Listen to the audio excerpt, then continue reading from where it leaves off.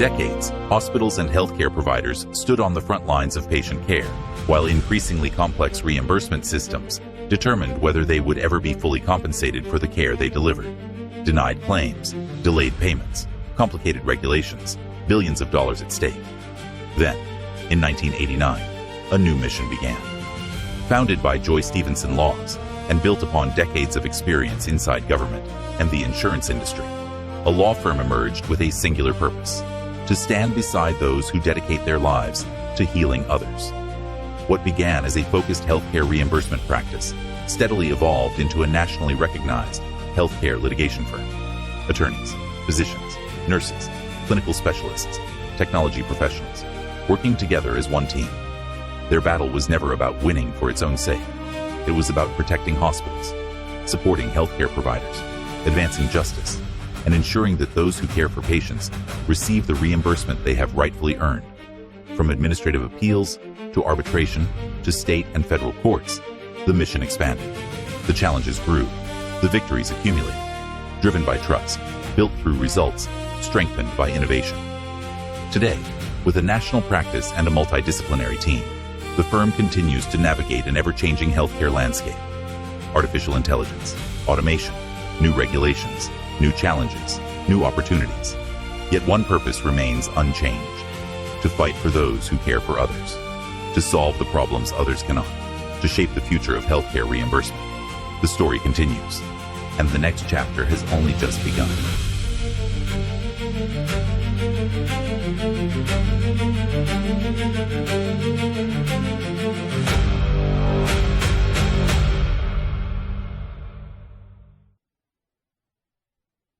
Good morning, everyone, and welcome to the 2026 SAC Roadshow Deposition Unit. My name is Terrell Chestnut. I'm the VP of Client Relationship Management here at the Law Offices of Stephenson, Acquisto Colman, and we thank you for joining us today, and we're excited to have you with us and appreciate you sharing your part of your day with us. Before we begin today, I do want to cover a few housekeeping items to make sure that everything runs smoothly and that you're fully informed. You should have received a case fact pattern that we will be referencing throughout the presentation today. If you have not received one, please let us know, and we'll be able to make sure you get it. It will be put in the chat box so that way you'll be able to access it. Today's program has been approved for continuing education credits through HFMA, AHAM, and ARCP. We'll have scheduled breaks throughout the day, including a morning break and a lunch break. If at any point that you have a question today, please be sure to put it in the chat box, in the Q&A box. That way we will be able to see it and address any questions that you have during the question and answer segment. Today's presentation is being recorded and will be available on the Stephenson, Acquisto Colman YouTube channel for viewing at a later time. You should also have received a lunch voucher. During the break, we do encourage you to order your food. If you have not received a lunch voucher, please let us know so that way we can make sure that you get one and so that you can enjoy your meal. With that, it is my pleasure to introduce our presenters for today. Tamara DeGrasky, Dr. Ignacio Zarate, and Mr. Rich Lovich. Tamara DeGrasky is an experienced healthcare regulatory professional with deep expertise in CMS policy and a broad range of compliance and operational matters across acute care hospital systems, ambulatory care settings, physician practices, urgent care centers, ambulatory surgery centers, physician-owned laboratories, and acute care organizations. She has held senior leadership roles overseeing case management, utilization review, and social work, and led the development of the physician advisor and denial management departments. Initially focused on RAC appeals and later expanded to address denials across payer types. She also served as a compliance officer for a major health system in Washington State. At Stephenson, Acquisto Colman, Tamara leads the clinical review and analytics team, directing comprehensive clinical medical reviews to identify documentation that supports overturning player claim denials. Tamara holds 2 master's degrees, one in jurisprudence in healthcare specialty and one in health administration. She also earned a bachelor's of science in nursing and is a registered nurse. Dr. Ignacio Zarate. Dr. Zarate is a physician advisor consultant and a former emergency physician. He completed his medical education at the University of California, Irvine in 1993. Since 2012, his work has focused on utilization management, clinical documentation improvement, quality management, and revenue cycle denial management. His mission is to help healthcare providers navigate the complex operational realities of healthcare regulation.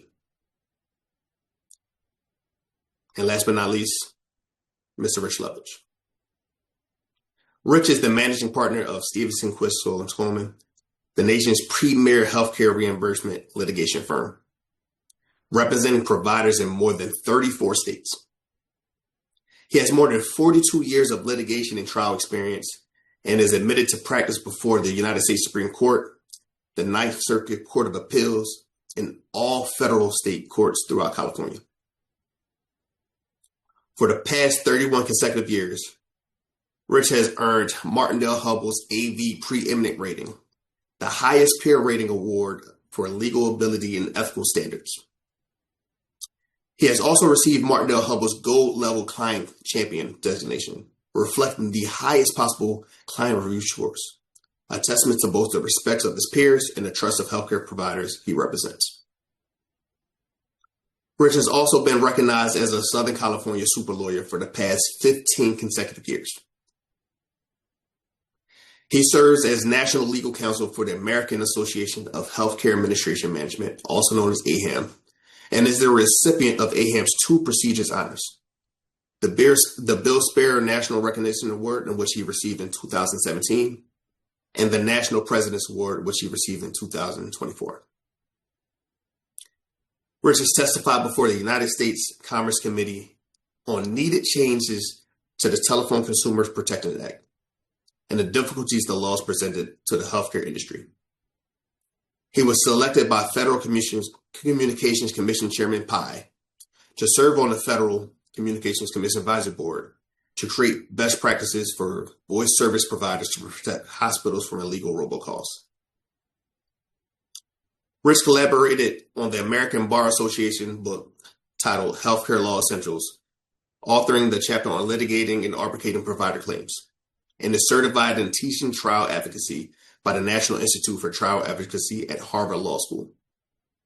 At this time, it is my pleasure to turn the program over to Rich to begin today's presentation. Thank you. Good morning, everybody. How is everybody in Northern California? Glad to see everybody. This is somewhat of a new format for us, as you guys know. We typically travel out to you and have a centralized presentation, but with the expansion of remote work, we found that we would get a larger participation level if we tried to do it over the internet. So hopefully this comes across fairly well.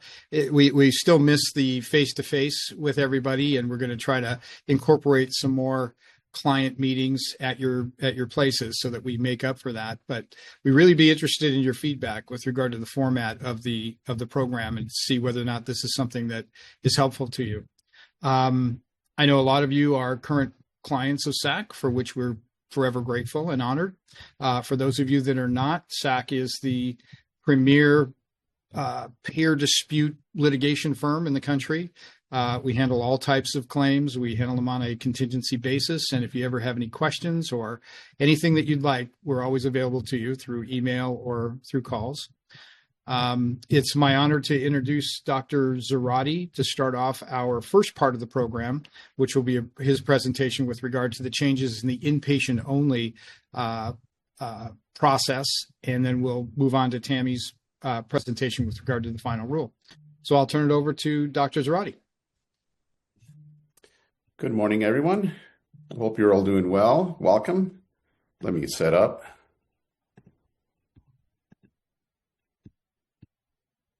And I hope you're able to see my slide deck.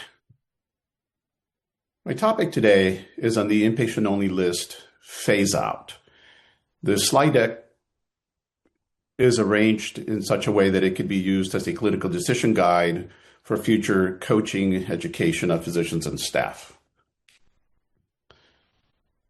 As you know, Medicare announced the inpatient-only list phase-out, and they started out with a bang in 2026 with removing 285 procedural codes from the CPT code set on the inpatient-only list.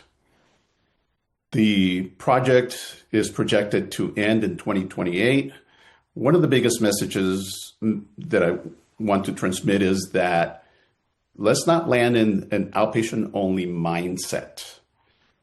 Outpatient procedures can absolutely be converted to inpatient when appropriately documented, and that's going to be our challenge, having the appropriate documentation to justify the conversion. So the goal would be to embrace the change and be proactive so we can outperform the competition. How do we do that? By creating a strategy that will help us achieve that goal. And that strategy includes 3 pillars: people, process, and technology. Looking at the first pillar, people, I think it's very important that we make surgeons aware of this transition. So when they get a phone call, they can anticipate the reason why and the needed steps to address that issue. Even more important, I find that office managers for the surgeons' offices are critical individuals to keep in the loop and coach and educate them so they can guide the surgeons through the red tape. Even more important than that is making sure that the boots on the ground staff, the utilization management, case management staff, is extremely familiar with the process so they can support everyone else during the transition. The biggest challenge is creating a process that's going to be efficient. Operationalizing the transition is something that deserves some thought. Determining the risk of morbidity and mortality for patients is really the key. And for that, there are 3 tools that I'm going to be talking about to help us generate the perioperative risk, because the greater the risk, the better the support for that conversion. And ultimately, talk a little bit about technology, because this area has a paucity of technology aids that can help us with this transition. The operating principle or main message is to not default to outpatient only. To convert every patient that meets criteria for inpatient care by properly documenting in the record. So the decision pathway should start with preoperative, perioperative risk assessments. And for that, as I mentioned, there are 3 tools. The American Heart Association, the American Society of Anesthesiology, and the American College of Surgeons. And I'll talk about those 3 tools because creating a cumulative risk pattern of documentation is the best practice. The challenge is going to be getting the surgeons to recognize what those important comorbidities are and perhaps think about aids in the process by employing physician assistants and nurse practitioners who can formulate a more complete H&P on those procedures. Ultimately, the bottom line is going to rest on having the best risk scoring tool to support the conversion from outpatient to inpatient. And it should be a quick review that anyone can do, and ultimately creating a knowledge base of what the important comorbidities are is going to be the best start.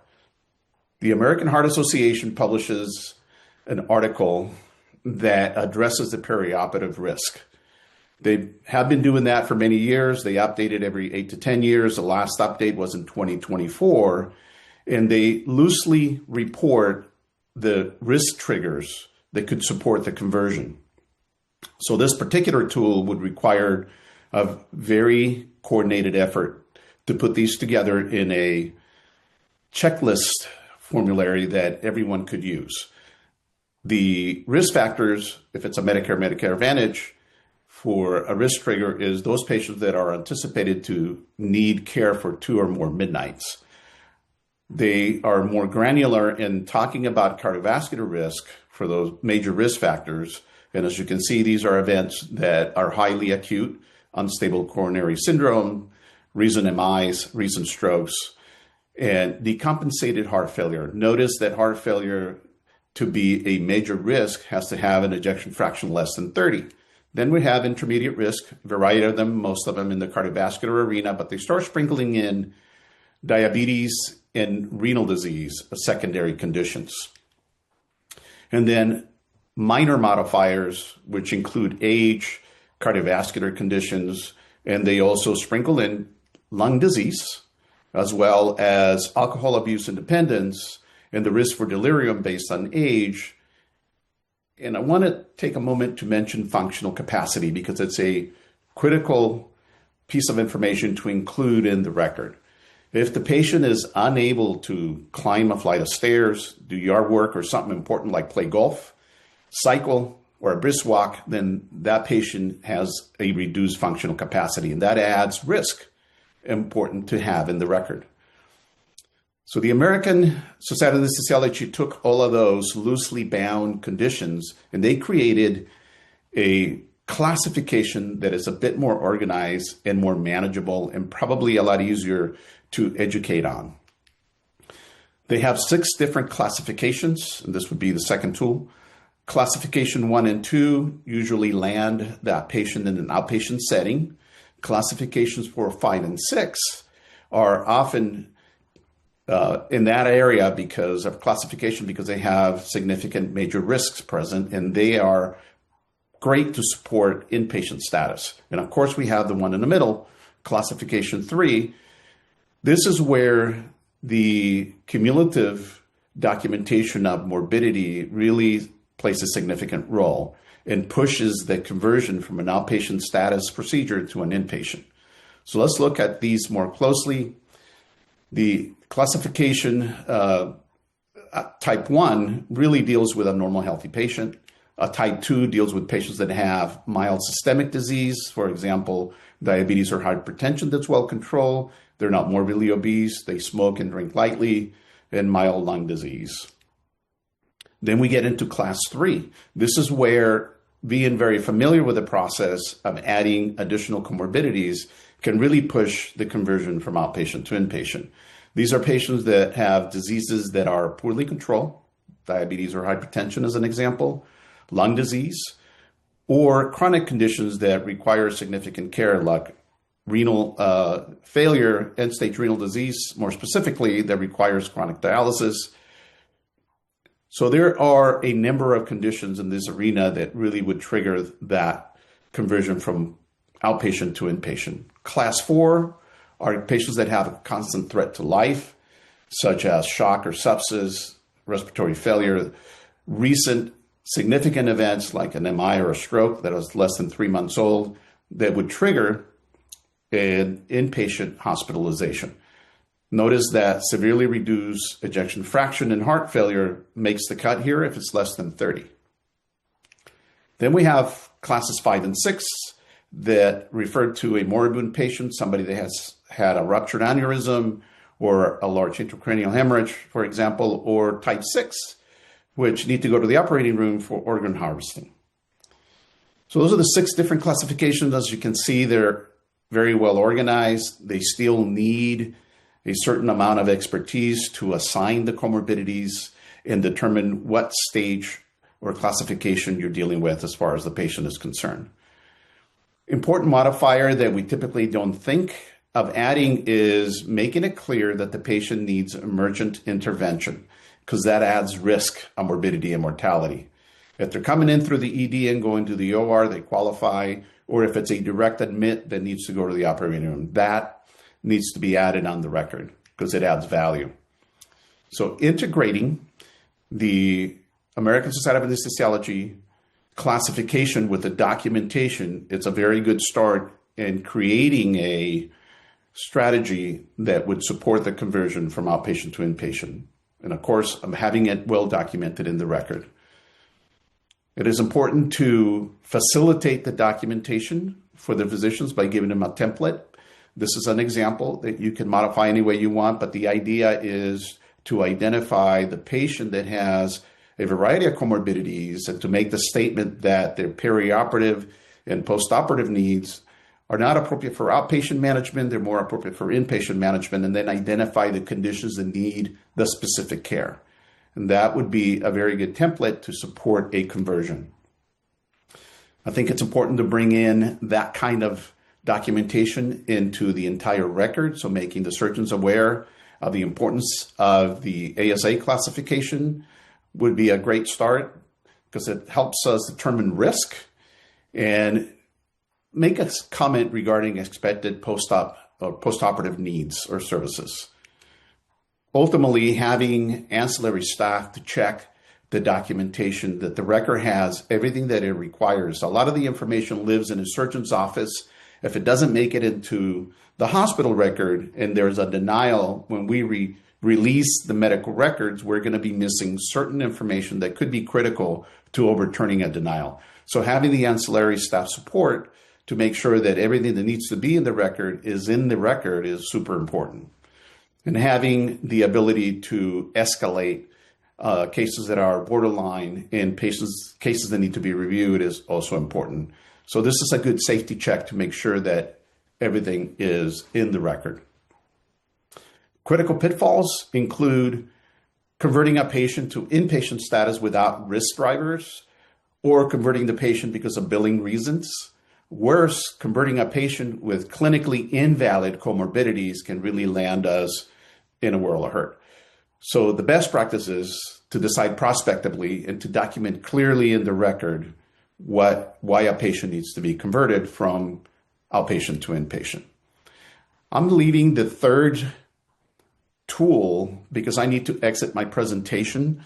So let me give you a couple of examples how the system would work. Mr. Smith is an 84-year-old gentleman who needs a hip replacement. He's a type 1 diabetic. He has a body mass index of 42, and he has congestive heart failure with an ejection fraction of 25. So looking at this gentleman that walks with a cane, had a recent hospitalization for heart failure, you look at the age, that's a minor risk degree. The fact that he's a diabetic is another minor, well-controlled, body mass index of greater than 40, and an ejection fraction less than 25, that puts him in a severe category. So this would be a patient that would support, by the comorbidity profile, a conversion from outpatient to inpatient. Here's example number 2. This is a 62-year-old female with well-controlled hypertension, a body mass index of 32, with really no risk factors to support conversion. So this patient should be started under outpatient and reevaluated after a 24-hour period to see whether she needs to stay or she could be discharged. This diagram here is really to communicate 2 important points. The first is that Medicare frowns on cases that come in for an outpatient procedure and then we convert them to observation as they remain overnight. Medicare looks at that as double dipping because the outpatient procedure payment includes up to an overnight stay. Of course, if the patient wakes up from surgery, as we see in the far right, and they can't move their left side, they can be converted inpatient for a stroke the same day. But if they don't have anything significant, they're just recovering from their operation, then we would assess them the next day. The second point that's really important here is that if they cannot go home, even if they land under observation or inpatient, the reason why they cannot go home becomes the principal diagnosis. And this is important because it changes the DRG completely. Besides, the procedure has already happened. So they're staying an additional day or 2 for a very different reason than the surgery that brought them in. And that has a significant impact on the encounter and the way it gets profiled from a coding perspective. So the key takeaways are that the inpatient-only list is fading, but our clinical judgment should not. We should use an effective scoring tool, and right now we went over the American Heart Association and the American Society of Anesthesiology tools But the idea here is to help us support the decision whether we want to convert from outpatient to inpatient. And we need to document that information prospectively as often as possible, and to have any border cases escalated to the person most informed about this process. The last tool that will take me out of my presentation is from the American College of Surgeons.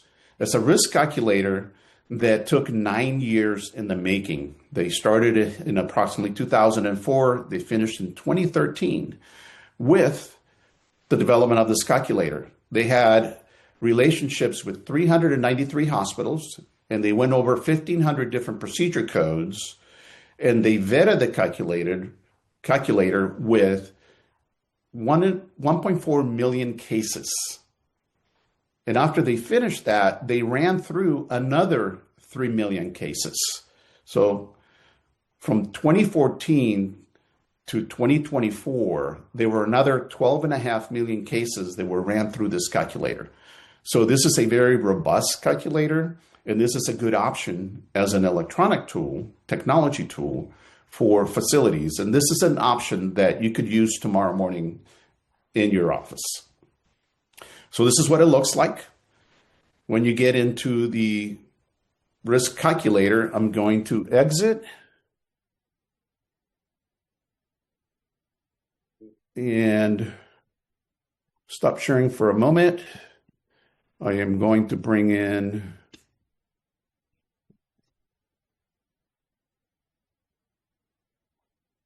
my Google, and please let me know if you can see it, or if you cannot see it, better said. And I'm going to type in ACS, American College of Surgeons, calculator, and it comes up right away. We'll send you the link. So this is a tool that can be used by anyone, clinician, non-clinician. Once you're here, we need to check off that we are not a robot, and we need to check off that we read the disclaimer, which basically says you're not allowed to change anything on this calculator, and that they're not responsible for an untoward event. So we click continue. You don't need to be a coder. We need to put in the procedure code. So we're simply going to type total hip, and it comes up as total hip arthroplasty. We're going to click that one. We're going to say that there are no other options because we tried conservative therapy. We're going to enter the patient's age. Mr. Smith is 84 years old. He's male. He is partially dependent, walks with a cane. It's not an emergency case. It was planned. I'm going to do the ASA classification as severe systemic disease. I could push it with the next level, but just to show you the power of the calculator, I'm going to go with severe systemic disease. He's a diabetic. He's a type 1, which means he's on insulin. He has congestive heart failure, and none of the other apply. His BMI is greater than 40. He's 5'6", so he's 66 inches. He's 260 pounds, and I'm going to press continue. Notice that the next window gives me the option for geriatric information. I'm going to say, yes, I want to add information here. He walks with a mobility aid, and he lives alone. There are others that could be entered that have an impact. So here is the outcome of that risk calculator. In blue is the procedure code in a definition of the procedure, and then the information about our patient, 84-year-old, and it relates the different boxes that we check. Notice the risk calculator has outcomes on the left side, average risk, and then the patient's risk or your risk, and whether it's above or below or same as far as average. So notice that going from top to bottom, serious complications and any complication risk goes from 2 to 12 and 14%. Surgical site infection quadruples on this patient, probably because they're diabetic. Readmission goes from 2 to 12%. And Discharge to a nursing facility goes from a 4% to a 51%, very high. Geriatric outcomes, delirium goes, average risk is 2 in this patient because of their age, goes to almost 4 times as much. Functional decline is below average. New mobility use aid, they're average. So in this case, what's really important is that information plus the fact that it's predicting a 4-day length of stay based on the comorbidity. So this is a tool that you could use to request a conversion from outpatient to inpatient. And if you go to the next window, you can either email it to yourself or you could download it or do both. In this case, I'm just going to say Mr. Smith. And when you press finish, it sends you a finished product, a report that could be included in the record. If you add the patient demographics, you can include it in a request for conversion. You can include it in an appeal letter if you got denied for a particular procedure. And again, this is a very robust calculator that comes from very reputable, try that again, very reputable organization, the American College of Surgeons, vetted by almost 17 million cases. So, and that is as of 2024. And it gives you a very nice report. And with that, I'll end it by saying that we should embrace the conversion, the transition that we're undergoing right now by developing a process that's going to make it efficient and effective for us to request conversions and or fight denials. I'll open it up for questions. Thank you.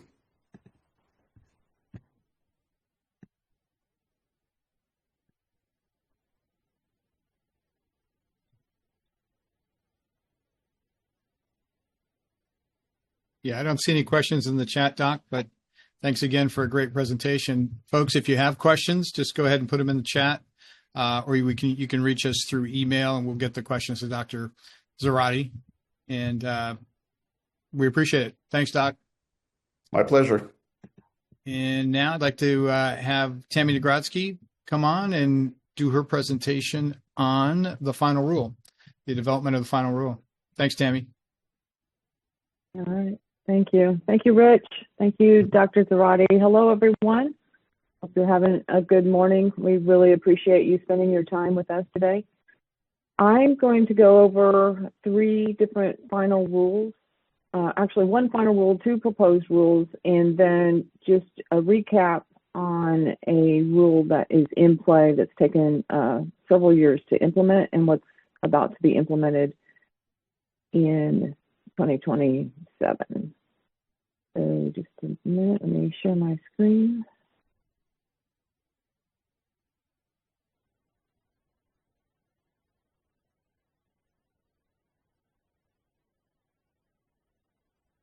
All right. It doesn't look like I'm sharing. Am I sharing screen yet?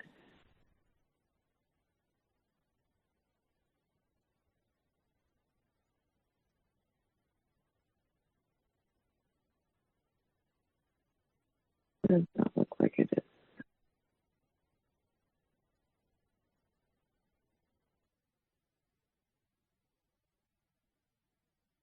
All right, let's try this again.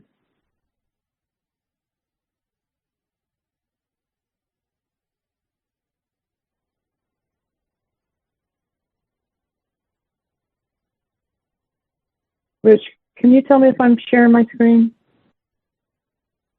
It doesn't appear that it is. Yes, you are. I am? Okay, you can see the PowerPoint? Yes. Okay, great. Thank you. Mm-hmm. Okay, so we're going to go over, again, the rules from Center for Medicare and Medicaid Services, otherwise known as CMS. This is for calendar year 2027.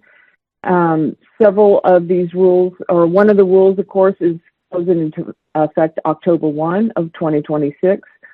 And the reason why we think this is important is just because of the volume of denials that continue to increase and will continue to increase with the advent of AI getting faster and stronger. And I don't know if I want to use the word smarter, but maybe so. In the landscape of all the different rules, regulations, policies that come from the federal, the state, and even your payer plans themselves, their payer policies. So it's just really important to understand what those rules are, prepare for any changes that might be coming down the pike, and then put in plans and processes to help you be in front of the changes so that you can hopefully reduce, I would like to say avoid denials, but we know that is impossible. So for calendar year 2027, we're going to go over very high level of the Medicare Part C and D, otherwise known as Medicare Advantage, and then Medicare Part D is your drug program. That rule is already out, and it's also final. It is Rule 4208 F3, Final 3, so it had 3 versions, and then 4212. I'm going to focus more on the Medicare Advantage Part C versus the Medicare drug part. And really, their content in this rule is much more less than what it's been in the recent previous years. In the IPPS, we should be expecting that final rule out any day. I checked this morning; it's not out yet. Last year, it came out on July 31st. It was released on August the 4th. So any day now, we should be expecting the final rule for the IPPS. But I'm going to go over at a very high level of what's been in the proposed rule. And again, that rule goes into effect October 1. So you really want to pay attention to what's happening and look for that release to come out. With the OPPS, or the Outpatient Prospective Payment System, which also includes your ambulatory surgery centers, this rule typically should become final in and around November 1st. It will be in effect January 1 of 2027. Again, I'll give you a very high-level overview of what is in the proposed rule. As far as Medicare Advantage, in years past, in our SAC presentations, we focused heavily in this final rule. And you may remember the CMS 4201 that we presented in 2024, where it had a lot of regulatory clarification and then also putting CMS policy into statute about Medicare, Medicare Advantage, and the expectations that CMS had of the Medicare Advantage plans following criteria for coverage, which included the prior auth, the authorizations, the concurrent auth, and making sure that the Medicare Advantage plans was transparent on how they made coverage determination. None of that is in this final rule. Matter of fact, the only thing that I pulled out of the final rule that I thought was relevant to our content, which is denial management, really, again, is an indirect impact to denial management, and that is a change in the star ratings. The star ratings is a quality program that CMS has for Medicare Advantage, and it is a different areas within the provision that they will measure, CMS will measure rating the Medicare Advantage plans on if they're meeting certain criteria. In this year's final rule, they are removing several star ratings or different provisions that they used in the past on whether their product was meeting Medicare standards. And the two that they are revising, or removing, I should say, is the plan makes timely decisions about appeals, and that reviewing appeal decisions in a timely fashion have also been no longer going to be part of the star rating. So this is beginning for star ratings of 2029, but that data is being collected starting in 2027. They'll look back those next 2 years and they'll collect. So CMS has given the rationale on why they're removing that. They provided different data. They think that the Medicare Advantage plans have improved drastically in this area, and so that the oversight is no longer needed from a quality perspective. And they have cited that the timely decision rose from 90% to 96%, and that the reviewing the appeal decision raised from 85 to 95%. So they, again, no longer feel like this is something that needs to be part of the star rating.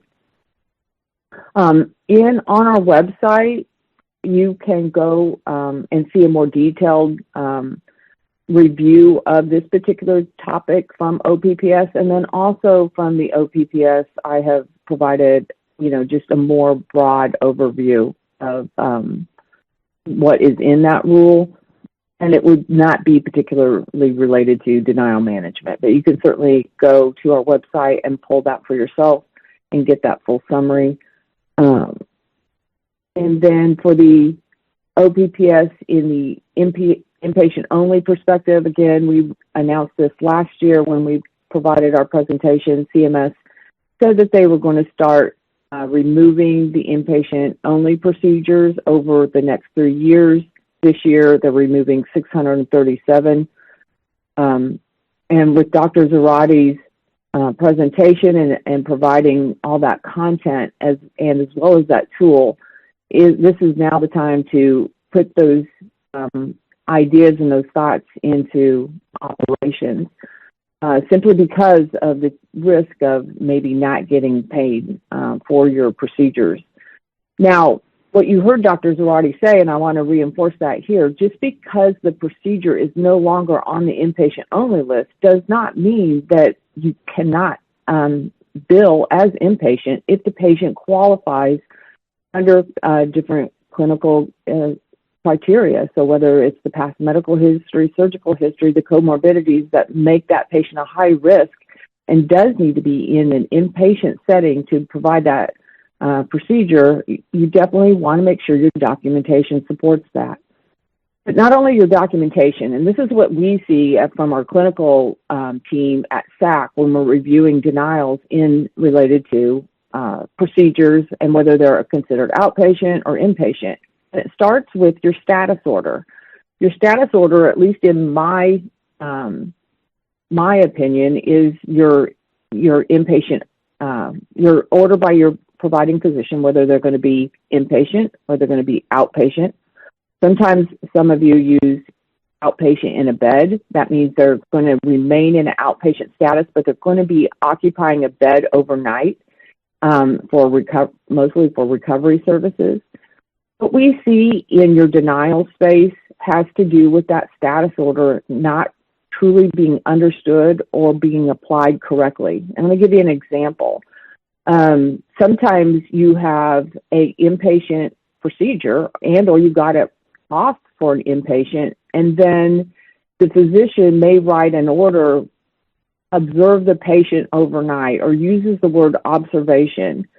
And it is determined that now you're changing the status from an inpatient to an observation, which we all know observation is outpatient, and you just have now got a new fight on your hands on trying to get that reestablished as an inpatient. We see that sometimes your electronic medical records follow that same pathway. When they see that order, then it automatically converts it to a different type of bill that goes to an outpatient. Same holds true if it's an outpatient procedure and then you write inpatient. If you don't have the supporting clinical criteria, you're going to be faced with a denial, and then an appeal process will go along its pathway. So it is removing 637 services this year. Please pay attention to when that final rule is out and see what exactly they decided to do. They're adding 618 codes to the ambulatory surgery center. That obviously is in relation to the services that are going to now be converting more into your outpatient ambulatory surgery areas. And then the other big thing, and we have a document on our website just specifically about this off-campus outpatient department and the proposed change. So remember, this is in proposed state, but CMS is proposing to add a new definition of off-campus outpatient department. They want to start it I think it's in calendar year 2028, that if these three different standards are not met, then you will not get reimbursed as a off-campus outpatient department. So the three standards are also listed in the document on our website. There's an attestation timing requirement. So in that 2-year period, when actually it's going to be less than 2 years in order to meet that 2028 timeline, you're going to be needing to look at the NPI requirement and then also an attestation timing requirement. And they are talking about having a new attestation process as well as a attestation document. So they might have their own document that you must download and use. And then the verification and oversight. So all of this is in play and it's still in a proposed state, but you definitely want to pay attention to this when the final rule comes out and see what they end up deciding to do. The other is in the OPPS is under request for information. This is an area in the price transparency. So RFI, again, request for information. CMS is seeking comment right now, and your comment period is a bit different than your comment period on your OPPS. You want to pay attention to the content of this price transparency, but they're looking for information on how to report on complex contracting mechanisms such as your outliers, your stop-loss provisions, your rate tiering and carve-outs. They're also whether to modify or eliminate the deemed compliance policy for internet-based pricing estimator tool, updating the required shoppable service list, and clarifying which ancillary and bundled items are reflected in displayed prices. Again, I have a detailed document on our website that you can go to and see more information on that subject. The other area in OPPS is the device pass-through and the new technology. CMS has just flagged that they're going to proposing to repeal the alternative pathway for both new technology and the add-on and OPPS device pass-through.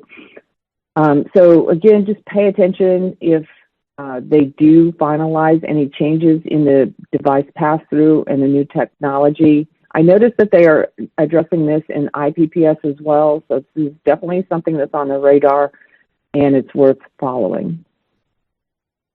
In the IPPS, or the inpatient prospective payment system, this, of course, is your acute rehab inpatient, but also any LTACs if you have any service lines in your long-term acute care hospital systems. They're looking at hospital readmission reduction program, the HARP program. Of course, this is your 30-day risk in association with certain diagnosis if the patient was discharged and then readmitted within 30 days. They're looking at adding on the diagnosis of sepsis. Now, I don't know if I need to say anything much more other than the confusion around sepsis and that definition, especially when you're starting across the lines between your Medicare fee-for-service, your Medicare Advantage, and then, of course, your commercial payers. Your commercial payers have a whole different way of how they manage and or really deny your readmissions, whereas Medicare fee-for-service, it's really a risk-based and it's a reduction in payment if you happen to illustrate being a hospital that has a high readmission. But back to the new diagnosis that they're considering adding, sepsis. As you may know, fee-for-service Medicare follows what is the definition of sepsis 2, whereas your Medicare Advantage, particularly your United Healthcare and some of your other commercial Medicare Advantage, they have a proposed policy, or actually they have a policy that they follow sepsis 3 criteria. So you now have an added confusion on, did you have a readmission and was the diagnosis sepsis? And then now you have the complicated add-on if the Medicare Advantage, well, the Medicare Advantage will follow these rules. And then which definition of sepsis will that be? And then in addition, you'll know that this will probably be added on to your commercial payers as well. The new technology add-on payment, again, they're evaluating the 27 applicants for the new technology add-on payments. And in those, they're proposing some reclassifications. And that area includes the cardiac pacemaker devices, other circulatory systems in your OR procedures. I noticed that they did this last year as well in the OR, non-OR. And then spinal fusion, the islet cell, pancreas transplant, and then your uterine and adena procedures for malignancy.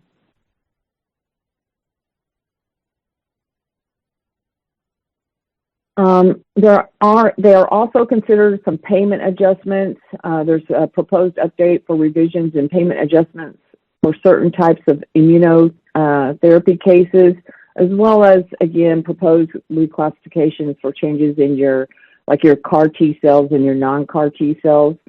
I noticed, again, this is something that was in the 2026, so it's in effect this year. They just look at the different classifications that fall under these CAR T and non-CAR T, and then they adjust accordingly. Just pay attention to that because these are big dollar items, and you want to make sure that you're able to bill for those correctly.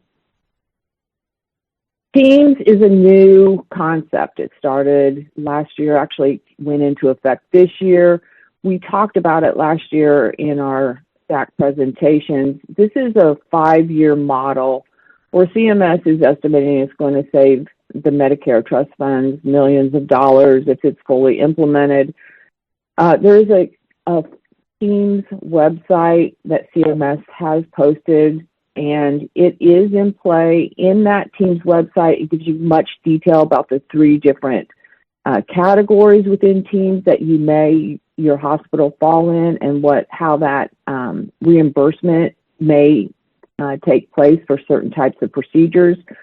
And then also on that website is an area where you can download a huge Excel spreadsheet, and you can see what hospitals have been selected to be in Teams. So hopefully you heard our presentation last year, you checked those websites, and you've seen if this was something that your hospital has been selected as being part of. But this year in Teams, they are looking at some changes. This is covering currently the CABG, the lower extremity joint placement, the major bowel, the surgical hips and femur fractures, and spinal fusions. The spinal fusion is a new one that they're looking at changing the MS, adding the MSDRG that triggers that hospitalization. So this might be an add-on. They're also looking at changing the comprehensive care joint. So what Teams is any patient that has any outpatient services or even an inpatient service within 30 days of having this procedure, there is a reimbursement change to your original procedure to those post-procedure or post-op 30-day time periods. But in the comprehensive care joint, if the patient happened to receive any services they want in 90 days, now your reimbursement may be impacted not just 30, but 90 days.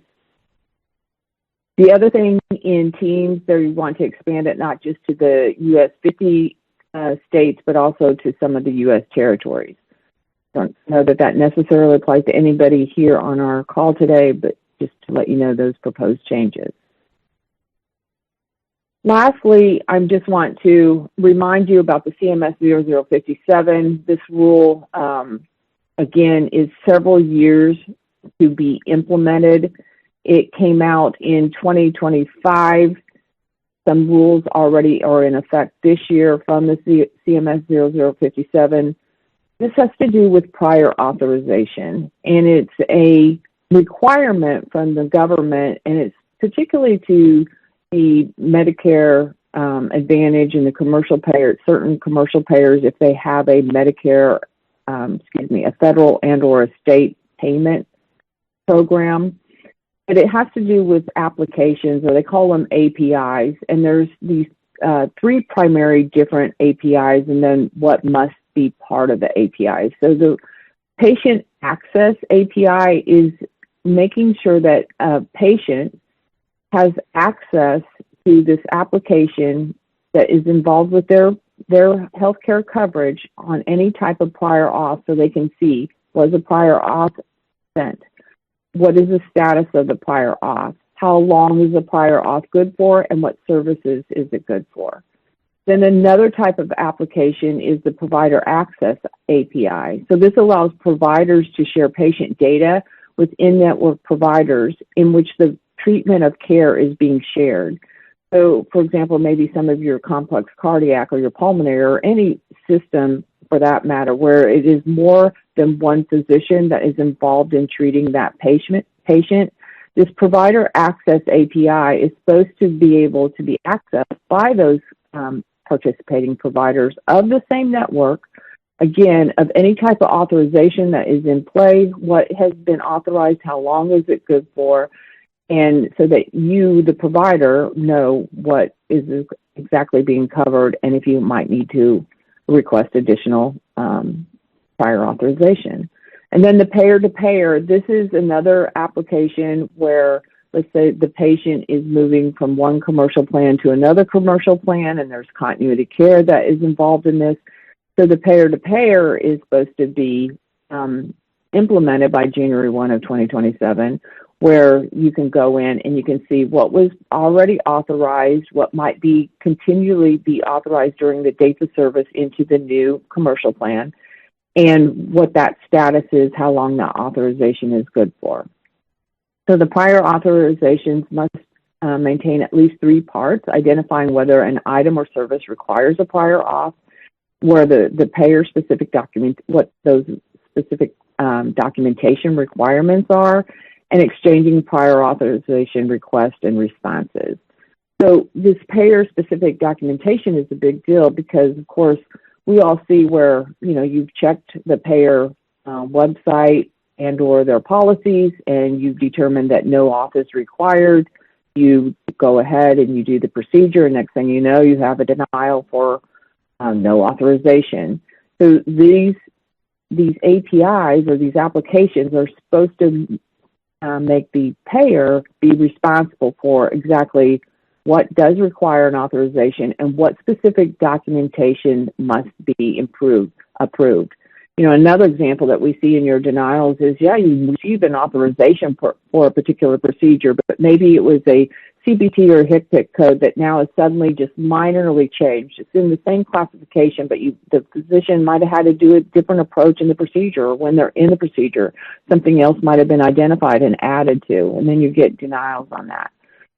Or you might get approved for the procedure, and it's the way the provider or the surgeon went about the procedure, and it's being denied on that aspect. So this is supposed to help the provider have more clarity and understanding of what exactly those expectations are. So that's what I have for you. Again, just be on the alert. The IPPS should be out any day now, and then the OPPS should be out in around November. The IPPS will be in effect October 1, and then the OPPS January 1. Great. Thank you, Tammy. Excellent presentation. He'll be able to respond to you. We're going to take about a 10-minute break and come back and start the second part of the program, which is the simulation of the deposition aspect of litigation and how it's used at trial. And we're looking forward to seeing you back. Thank you. Welcome back from your break. I hope it was good. I hope you were able to order your lunch. We're going to move forward into the next part of our presentation. At this time, I do want to introduce the other presenters that you'll be seeing throughout the course of the rest of the presentation. I'd like to start with Mr. Christopher Hapak. Mr. Hapak joined the firm in 2010 as a litigation associate at the firm's Southern California office. His practice focuses upon complex civil litigation, specializing in healthcare litigation and insurance coverage issues.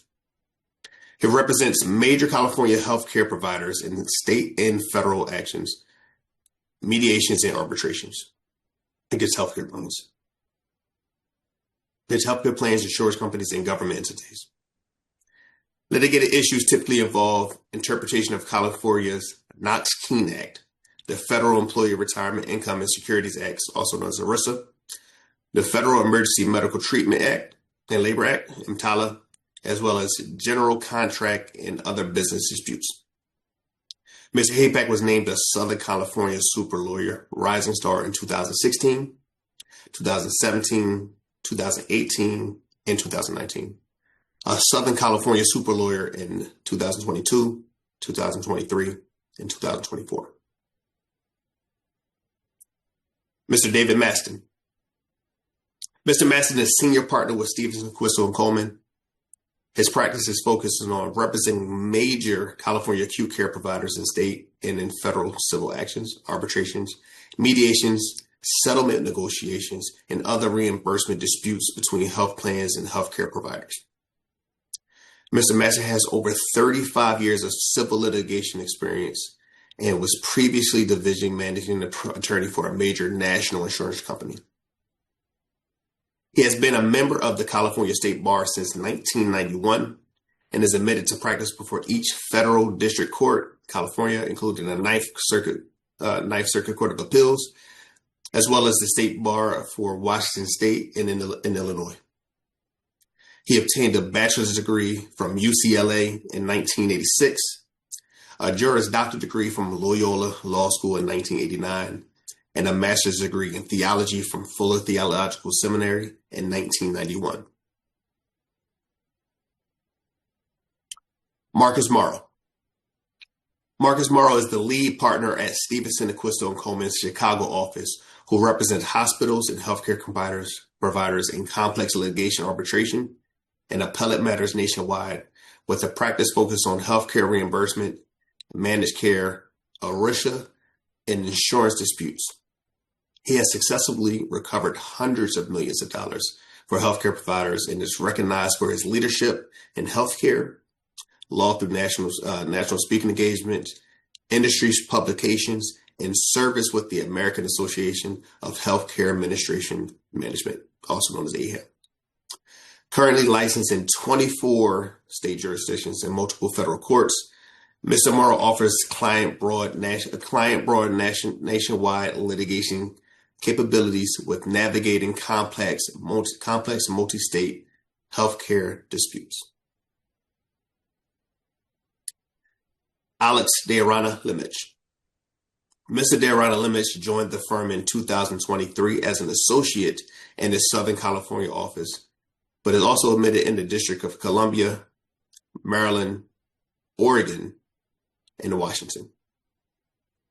He represents healthcare providers in arbitrations, mediations, and state and federal litigations, including disputes with health plan insurers, government entities, including matters under the Knox-Keene Act, ERISA, EMTALA, and contract law. He began his legal career representing victims of California wildfires.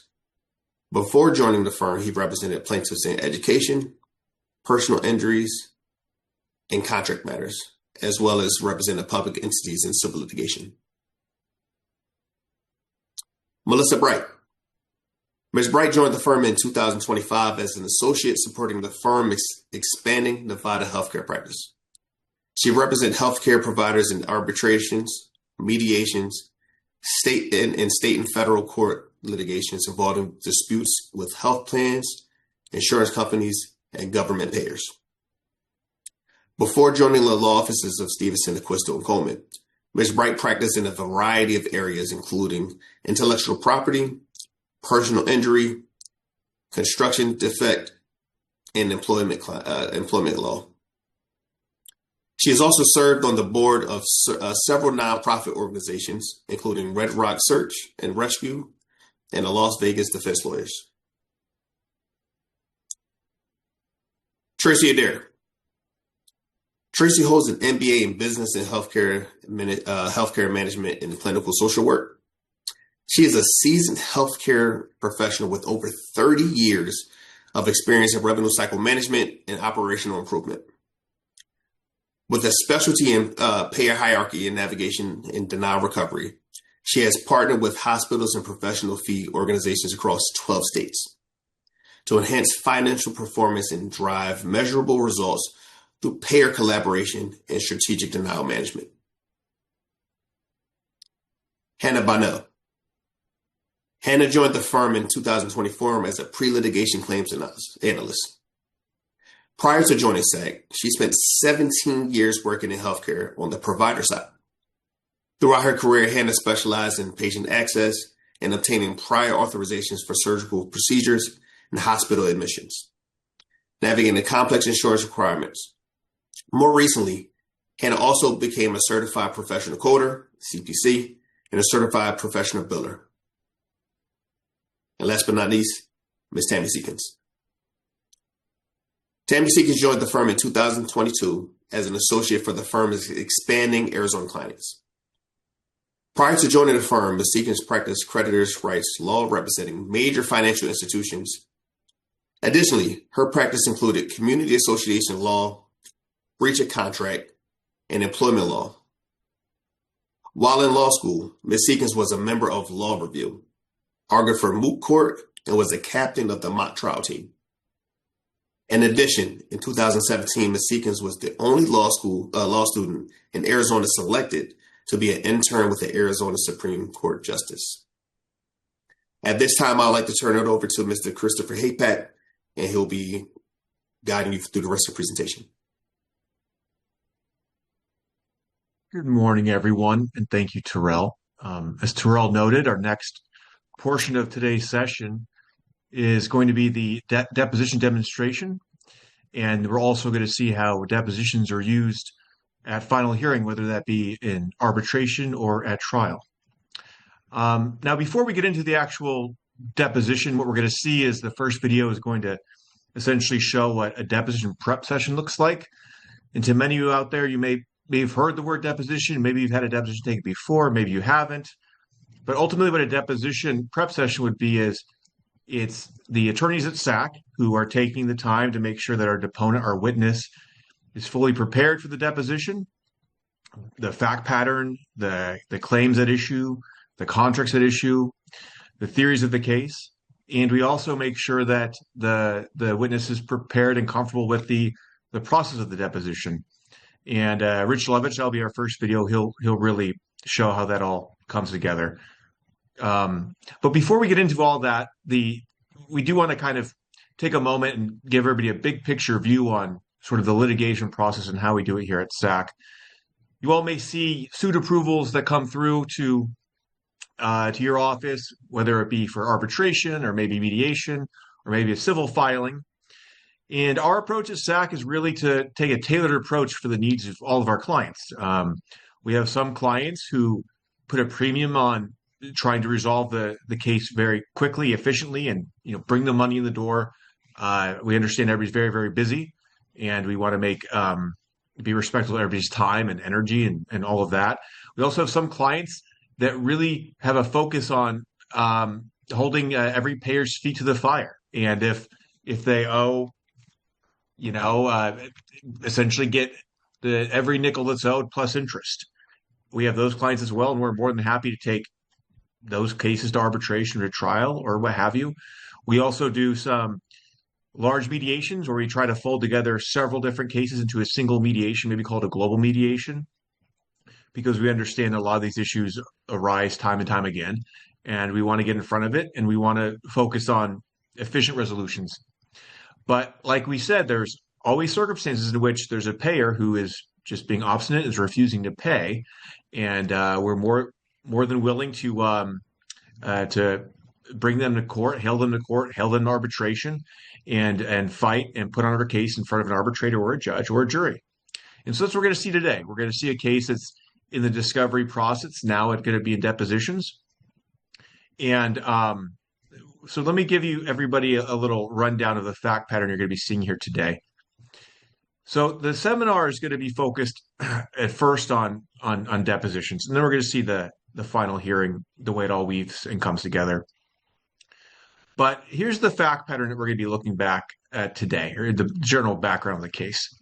It's a two-claim dispute between Skywalker Hospital and Greater Empire Insurance.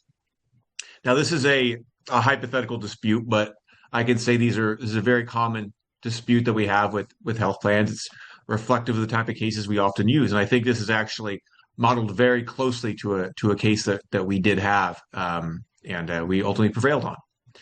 So in any event, Skywalker Hospital submitted 2 Medicare Advantage inpatient claims to the payer, Greater Empire, for payment. Greater Empire denied or reduced payment on both claims. The hospital, Skywalker Hospital, contends that both inpatient admissions were medically necessary and should have been reimbursed under the parties' provider agreement. Greater Empire contains that the claims were not payable under its policies, and the medical necessity review standards applied.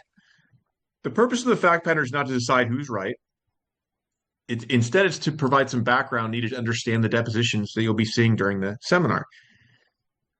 The depositions will show how lawyers question witnesses, how witnesses explain hospital and payer practices, how documents are used during testimony, and how depositions answers can shape the outcome of a healthcare reimbursement dispute.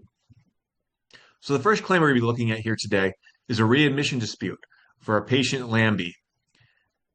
It's a Medicare Advantage patient, and patient Lambie was treated at Skywalker Hospital for sickle cell pain crisis and had more than one hospital admission within a 30-day period. So you probably know this is going to be a readmission dispute. Now, Greater Empire denied or reduced payment for the latter admission under its March 1st of 2020 readmission policy. Greater Empire's position is that the second admission was related to the earlier admission because both involved the same or similar sickle cell-related condition.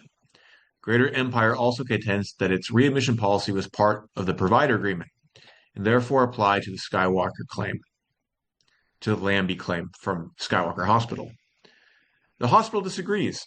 Skywalker Hospital contends that the later admission was clinically distinct, medically necessary, and not preventable. Skywalker also argues that Greater Empire's readmission policy did not clearly state that sickle cell anemia or sickle cell pain crisis would be treated as bundled, excluded, or a non-payable chronic condition. Skywalker further contends that Greater Empire did not apply the readmission policy consistently. The claim will be used to demonstrate how deposition questioning can explore payer policies, contract terms, claim denial reasons, and the practical realities of readmissions involving chronic conditions. Now, we have a second claim here as well today. And this is for a patient gun, G-U-N-N. It involves a dispute over inpatient medical necessity criteria. So patient gun is a 60-year-old Medicare Advantage patient. Patient gun was admitted to Skywalker Hospital from July 24th through July 28th, 2020. He presented with congestive heart failure, shortness of breath, fluid overload, acute kidney injury, and worsening kidney function. Skywalker's position is that the inpatient admission was appropriate. The hospital contends that gun required intravenous kidney treatment, close monitoring of his fluid status, serial laboratory testing, and inpatient level of care. And the inpatient level of care was appropriate based upon the combined risks of heart failure and declining kidney function. Skywalker's medical expert, Dr. Ignacio Zarate, concludes that gun met the applicable MCG heart failure inpatient criteria. In his opinion, the patient's acute chronic renal issues and the risks associated with fluid management supported inpatient admission rather than an observation status. Greater Empire's medical expert, Dr. Andrew Vader, disagrees. Dr. Vader contends that patient gun stabilized quickly, maintained normal oxygen levels, and did not show enough kidney function decline to meet inpatient criteria under the MCG guidelines. Dr. Vader's opinion is that observation status rather than an inpatient admission would have been appropriate. This claim will be used to demonstrate how depositions address medical necessity, clinical judgment, guideline interpretation, expert opinions, and the difference between inpatient and observation status. Now, these depositions are expected to focus on two main categories of witnesses. First, the parties will question the corporate representatives. Essentially, these are we call them the lay witnesses, the fact witnesses, the folks that work at, in this case, Skywalker Hospital or Greater Empire Insurance. These will be the corporate witnesses that we would typically have in a dispute of this nature.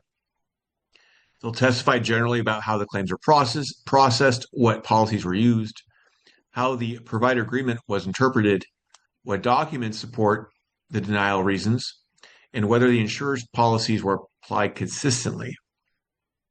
Now, there's a second set of depositions we'll see here today as well. These are going to be the medical experts. These are known as the expert depositions. These witnesses will typically testify about whether the patient met inpatient criteria, how the MCG guidelines ought to be applied, and whether the patient's, in this case, patient gun, whether the kidney function issue supported inpatient care. and whether the reviewer's methodology was consistent. That's something to watch for here today in this particular demonstration.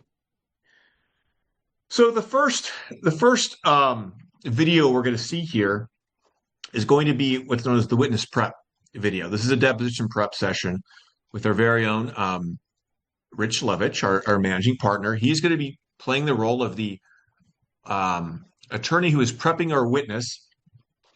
This is going to be a Skywalker Hospital witness for her deposition. This is going to be played by Tracy Adair.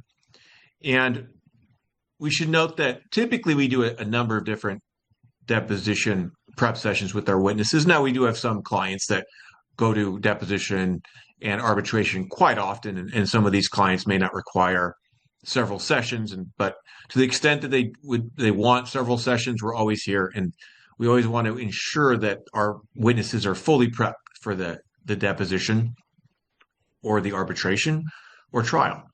But in this particular case, Rich is going to be playing the role of the partner who's overseeing the deposition prep session.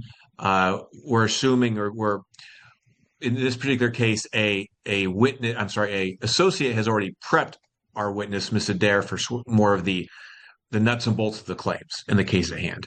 But Rich is doing more of the big picture prep and discussing the deposition process, and also fielding any questions that the witness may have in this particular setting. So with that, we'll go ahead and begin our first video of the day. This is going to be Rich Levitch conducting a deposition prep session with Skywalker Hospital's corporate witness, in this case, Tracy Adair.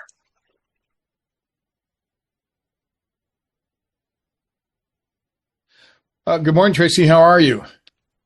Morning. I'm good. How are you? I'm doing fine, thanks. We really appreciate the time that you're taking to prepare for this deposition. I know you had an extensive prep session with Melissa prior to this, and I greatly appreciate you taking some time to talk to me about it. Let me explain why we're doing two of these prep sessions.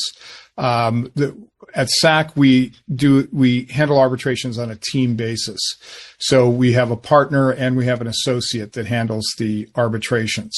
And the associates typically defend the clients at the depositions, and then the partners will come in and answer any questions and be there for general guidance, general direction, and that type of thing. So again, I know you went through the substantive prep session with Melissa, where she prepared you for the type of questions that you would be asked, for what areas of testimony they may ask you about, and that kind of thing. And I just want to have one last chance to talk to you about it, make sure you're feeling comfortable about it, and answer any questions that you have. In terms of the team, the SAC team, the associate is typically referred to as the second chair at the trial. You may have heard of that. And the partner is known as the first chair, the lead counsel with regard to it. So we try to take advantage of the experience level of the partners to make sure that we're providing you with the best possible representation at the arbitrations and the trials. So that's really what it is. I know that the deposition process can be intimidating. Have you had your deposition taken before? No, I have not. Okay. So it may feel a bit intimidating because you're going to be in a conference room with the opposing attorney, the attorney representing the insurance company. But then you'll also have Melissa and I will also be in the conference room as well. The court reporter will be there as well. There may be a representative from the insurance company. And if you want to have other people from the hospital there as well, you could do that. You don't have to, but some people do that. But I know that the process can be intimidating because, in my 40 years of practice, I have taken, meaning I have been the questioning attorney in hundreds of depositions over the years. And I've had my deposition where I am the witness taken once in my life. And I have to tell you, even despite all of my experience in going through this process, it's a relatively intimidating process. So don't feel bad if you feel intimidated. But what I want to do is try to lessen that as much as I can and help you through the testimony and that type of thing. what you want to keep in mind is overall, how long have you worked for the hospital? For about 25 years. Okay, so you are the expert.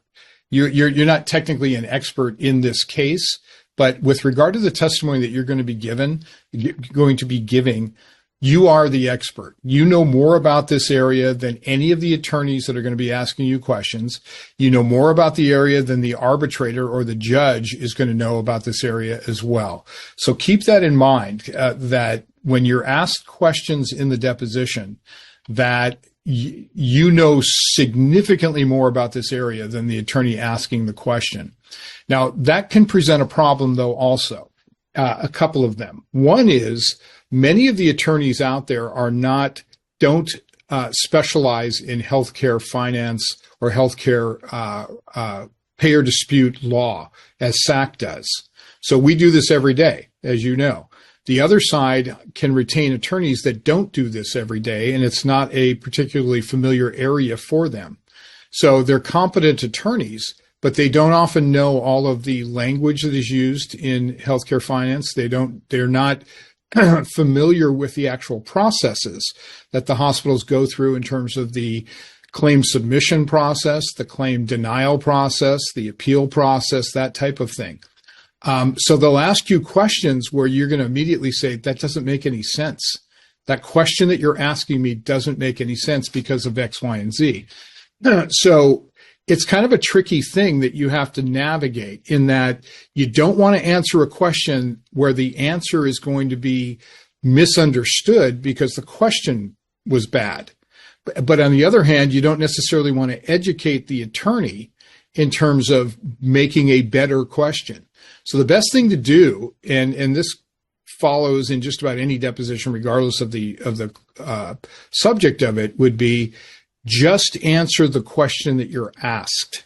So if you're asked a crazy question, you can answer it, and we, Melissa and I, will clean it up at the end. We have the opportunity to ask you questions at the end of the deposition. And if we think that the transcript is going to be misleading because of the poor quality of the question you were asked, we can always clean it up at the end. But what you don't want to necessarily do is lecture the other attorney on, let me explain to you how stop loss works, or that type of thing. That's not what we want to do. We have an obligation for you to testify at the deposition, but we don't have an obligation to just completely, discuss every topic about healthcare and educate the other side. It's their job to ask the correct questions. It's not our job to fill in the gaps. But we do have to get a clean transcript, and we do have to make sure that we are limiting their opportunity to manipulate your testimony at trial or arbitration. So that's the first difficulty in terms of you being the expert and them not being it. The other thing is really an interesting thing that happens with people with a lot of experience in any area. You'll be asked a question and you'll think about it and you'll say, I should know the answer to this. Based on my training, education, and experience in this area, I should know the answer to this, but for this claim, I don't. And there's a tendency on the part of very, very experienced people in an area to want to testify substantively about it. They'll say, whatever the question could be, you don't want to come across as not knowing something that people expect you to know. That's not the way to approach the deposition. The way to approach the deposition is, if in this particular circumstance you don't know the answer, you don't know whether some step was taken or whether or not something should have been done because of the contract or because of the internal processes and procedures of the hospital. If you don't know that, the best answer is, I don't know. Okay? Because if you do fill in the gap and it turns out to be wrong, that impacts on your credibility, and we don't want to do that. We don't want your credibility impacted, because what will happen if this were a jury trial, the judge would say, as a preliminary instruction to the jury, the judge would say, if you find a witness untruthful in any area of their testimony, you as the jury can discount all of their testimony. Meaning that if it was an auto accident and you said the light was green, and in fact there was video saying the light was red, but you testify 100% perfectly on every other point, the jury has the ability to look at your testimony and say that you're not credible. So I'm not going to listen to you on points B, C, and D, because on point A, you clearly were not credible in that regard. So it's better to say, I don't know, when you legitimately don't know, rather than being taken in by that impulse to say, you know, I should know the answer to this, and it's not going to look good that I don't, so I better fill in the gap. Don't do that. Don't do that. The other thing in that regard is that during the deposition, you'll be placed under oath. You know, you've seen that on TV a million times, you know, swear to tell the truth, that kind of stuff. And the important thing to keep in mind in that regard, not that you would do anything differently, but you, in every answer that you give, it's got to be the absolute truth. And that's exactly what we want you to testify to. You don't have to, you know, play around the edges of anything. The absolute truth is what we want you to testify to. If a question comes up where you're unsure about even the question itself, or if you think that the answer to the question might be troublesome to the case, or for any reason at all, you want to discuss it with Melissa or I confidentially, we take a break in the depot. They can't chain you to the chair and say, you can't get up and leave. You have, and go out and talk to your attorneys. You have to answer this. You have to answer the questions. Now, one permutation in that regard is if they ask you a question and you say, I'd like to talk to my attorneys about it, they do have the right to say, well, I'd like an answer to that question first before you do it. And and the answer to that could be, I don't know, or whatever it is. And then we go out and we talk, we come back in, and at that point, we actually would have the ability to ask you questions, we being Melissa and I, to clean up whatever thing went on. So just keep that in mind, that you can ask to take a break anytime you want to for whatever reason. The only times that they can limit that if it gets excessive. If a witness says after every question, I need to take a break or I need to do this, they don't have to allow you to do that. When it comes to the questioning on the part of the other attorneys, Melissa and I are going to be there. Melissa's going to be the lead counsel at the depot, at the deposition itself. So it gets a little confusing if two attorneys are objecting to things. So I'm most likely not going to be objecting on the record. Melissa would be doing that. But even though an objection is lodged to a question, you can go ahead and answer that question unless we say to you, we're instructing our client not to answer the question. And that's that's used very, very seldom, because there's only certain types of questions that we have the ability to instruct you not to answer about. The objections at a deposition are typically used to preserve the objection for trial. So if the form of the question is improper and we don't object to it at the deposition, we can't then object to it at trial. So, for example, if they ask you what we call a compound question, where they're basically asking you two questions within one, and an answer to the question applies to both questions, we would object to that as being compound. But you could still answer the question. You could break down the question in terms of your answer in that regard. If they ask you, what did you discuss with your attorney prior to the deposition, that's invasive of the attorney-client privilege, and we can advise you to not answer the question.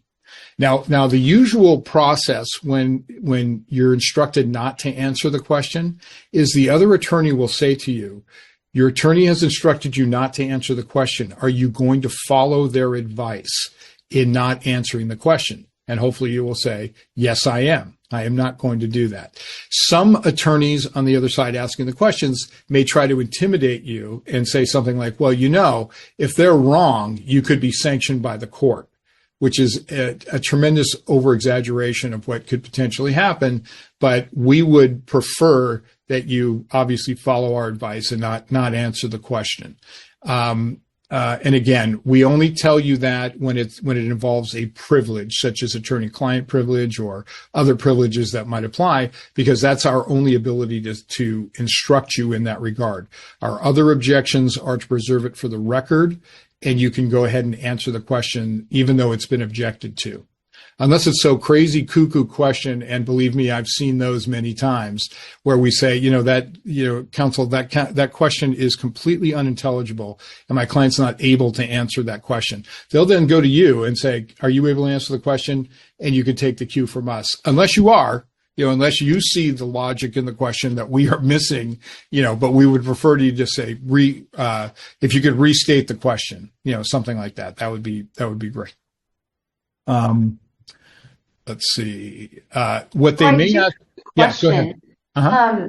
So are the attorneys on the insurance side, do they not work for the insurance companies? How do they not know healthcare? Sure. So most of the attorneys, unless they are in-house counsel for the insurance companies, and even those folks, although they're excellent attorneys, they don't typically get involved in payer disputes. So they don't know the ins and outs of revenue cycle and the process of appealing a denied claim or the statutes that apply and things like that. They do other things. They do transactional work and they don't handle payer disputes.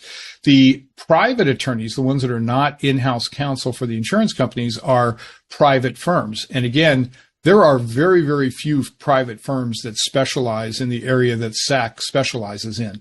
This is what we do. We have specialized in it for over 35 years. This is the only type of law that we practice. So we're experts in this area.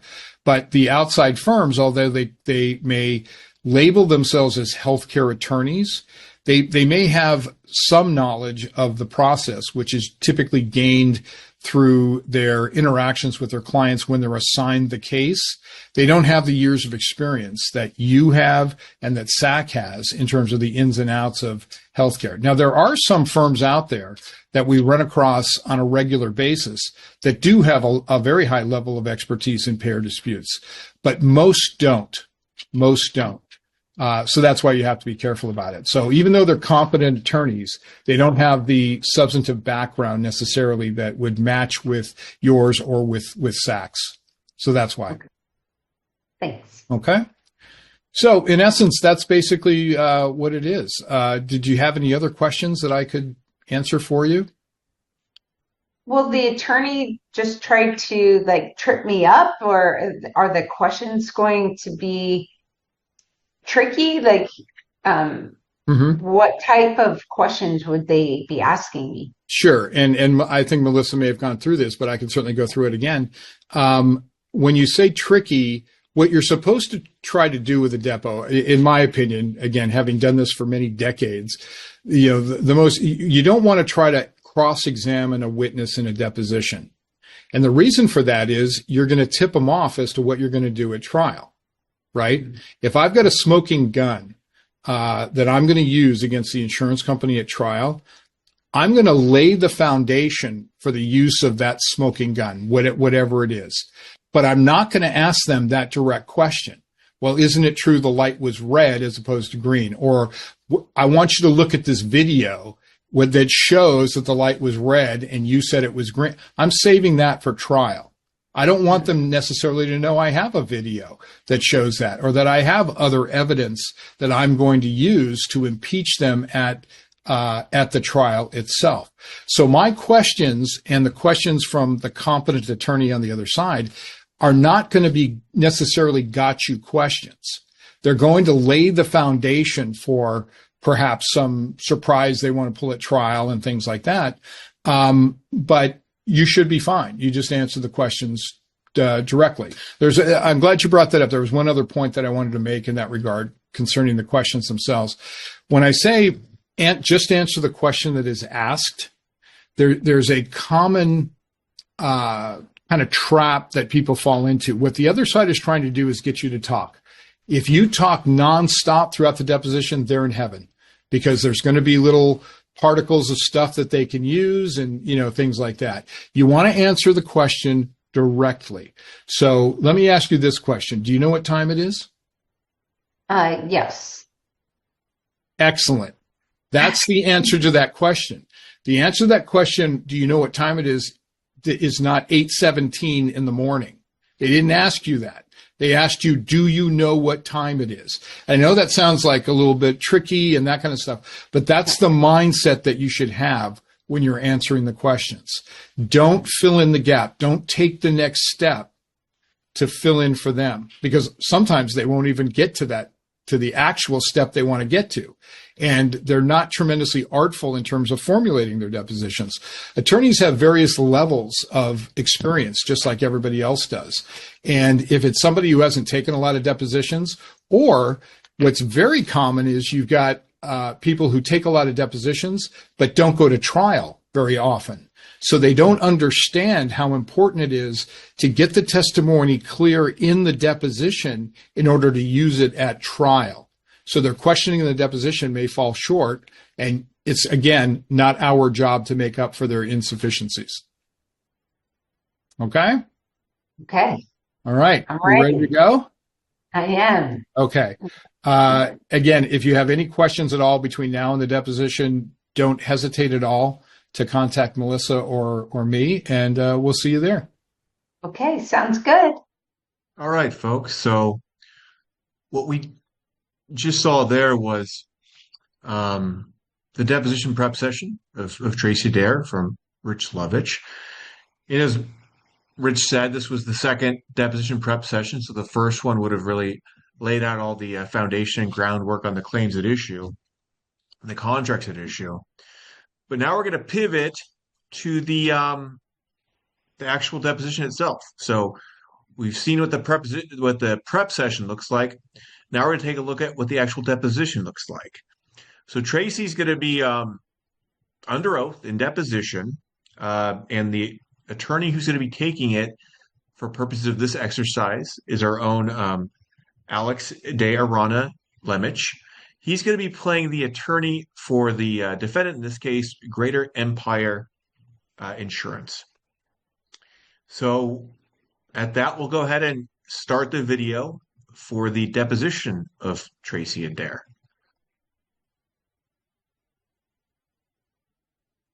Good morning, Mr. Deere. Can you hear me okay? Yes, I can hear you. As you know, my name is Alex De Arana Lemich. I'm the attorney representing Greater Empire here today.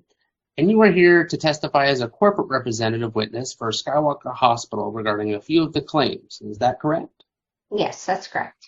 Now, have you had your deposition taken before? No. Okay, I'm going to go over a set of ground rules just so that we both understand the process of a deposition and make sure that we have as successful of experience here today as possible.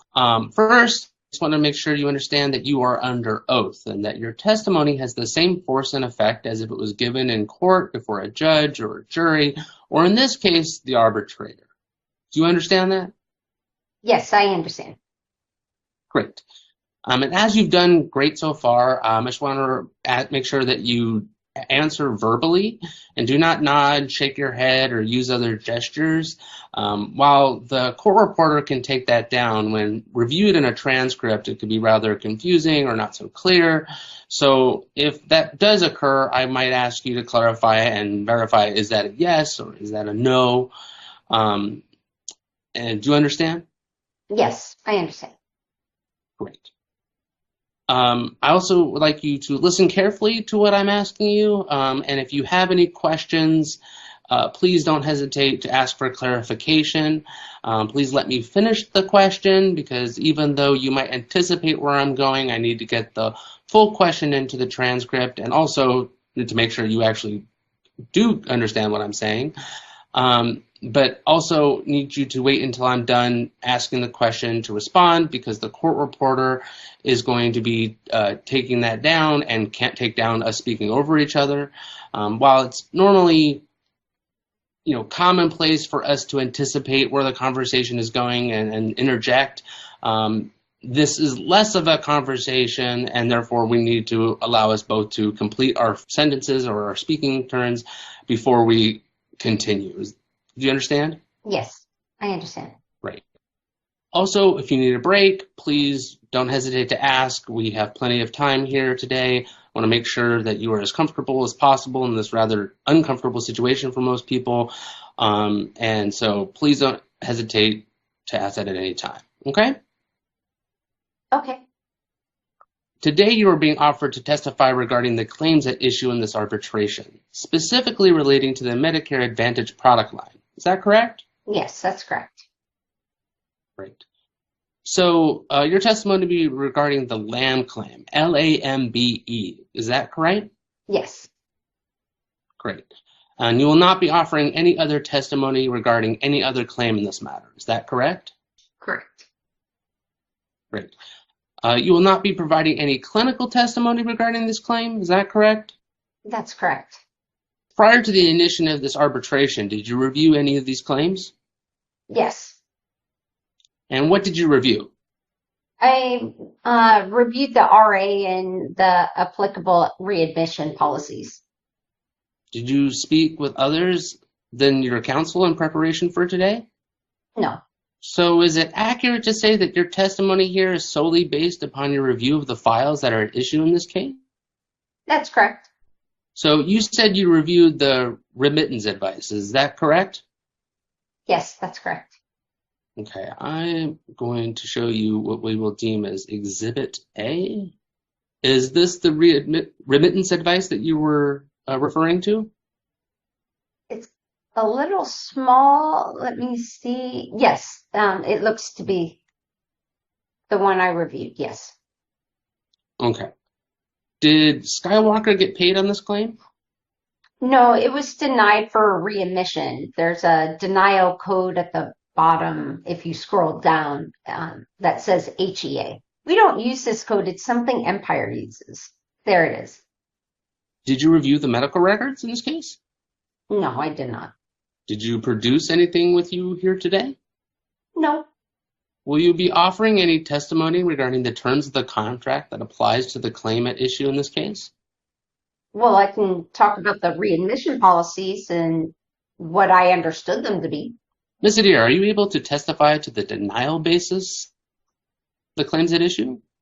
Yes. And what was the substantive basis that Empire utilizes to deny payment for the claims at issue? Well, I'm not entirely sure as it was Empire who denied them, but I believe it was a internal readmission policy that they used. Okay. Just to confirm, was anyone at Skywalker involved in drafting of the policies and procedures relating to the product lines that apply to the claimant issue in this case? No, we were not. Did Skywalker ever object to the policies regarding readmission? I don't believe we did. I don't think we're allowed to. I'm going to show you another document, which we're going to say is Exhibit B. Have you seen this document before? I have, yes. Is this the readmissions policy document that Skywalker expected Empire to use in reviewing the readmissions criteria for the claim at issue? Well, it's one of them. What is the position Skywalker had about why this claim should be paid? Well, we don't believe that this was a readmission. What does Skywalker believe is the purpose of why this should be a reimbursable admission? Well, we believe that it follows a exception policy. Let's look at the readmission policy effective March 1st, 2020, which is in this exhibit here. Would you agree that the policy uses CMS's definition of a readmission?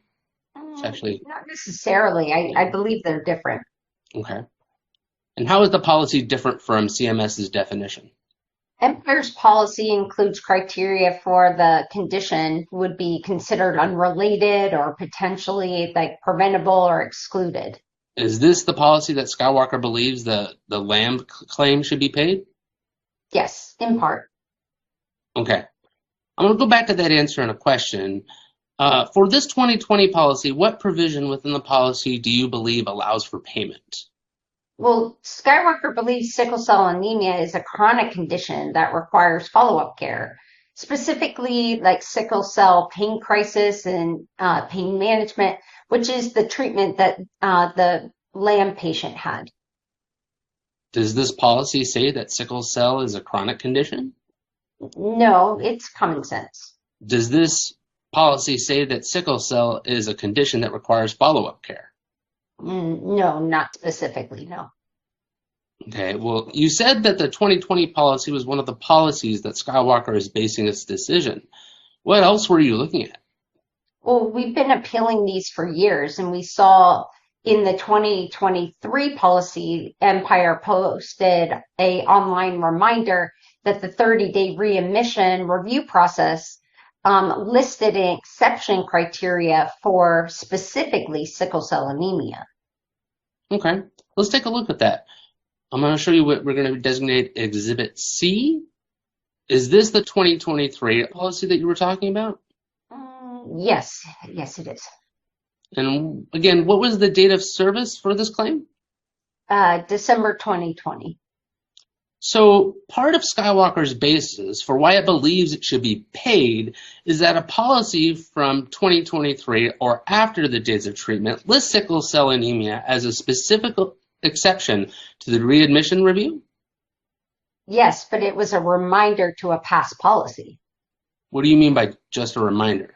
Well, this is just a reminder in explaining the common knowledge of sickle cell anemia as a chronic condition. What is the basis of Skywalker's common knowledge? It's just common knowledge in the industry. And is that written down anywhere? I don't believe so. Not to my knowledge. And when did the exception criteria first apply? We think it was always there. Do you understand that the 2020 policy lists a series of exclusions? Yes. Does Skywalker believe there is a difference between exclusions and exceptions? No, I think they're the same. Okay, I'm going to go back to what is Exhibit B, the 2020 policy. Does Skywalker agree that it accepted the policies that existed at the time of the dates of service? Yeah, we didn't have a choice. How many days was the admission at issue compared to the index admission? 26, I think. How many days does the readmission policy look back from the dates of admission to determine if the admission is a readmission? 30 days. Is this admission at issue that occurred in December 2020 within 30 days of a prior admission? Yes. What was the basis for the admission of the index admission? Sickle cell pain management. What was the basis of the admission of the subject admission that Empire denied as a readmission? Sickle cell pain management. Are those the same condition? Yes. Thank you, Ms. Adir, for your time. No more questions.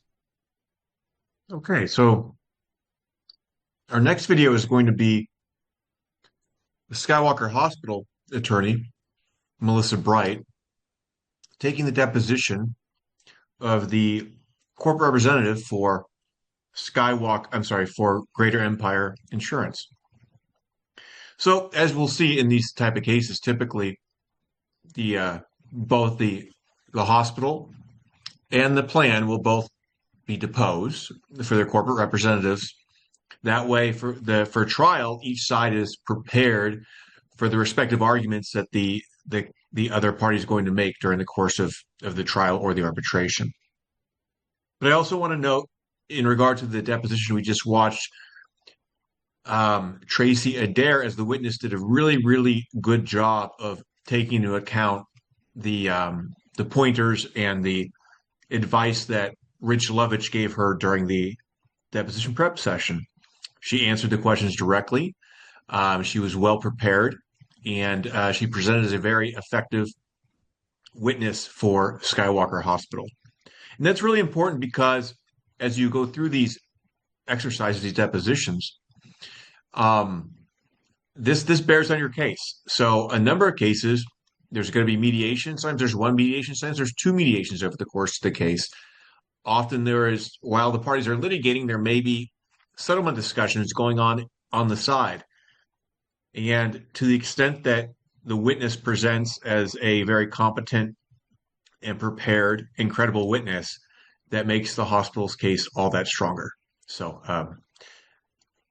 but again, we're going to shift gears here to the deposition of Hannah Bonell, who's going to be the corporate rep for Greater Empire Insurance, being taken by Melissa Bright, attorney for Skywalker Hospital.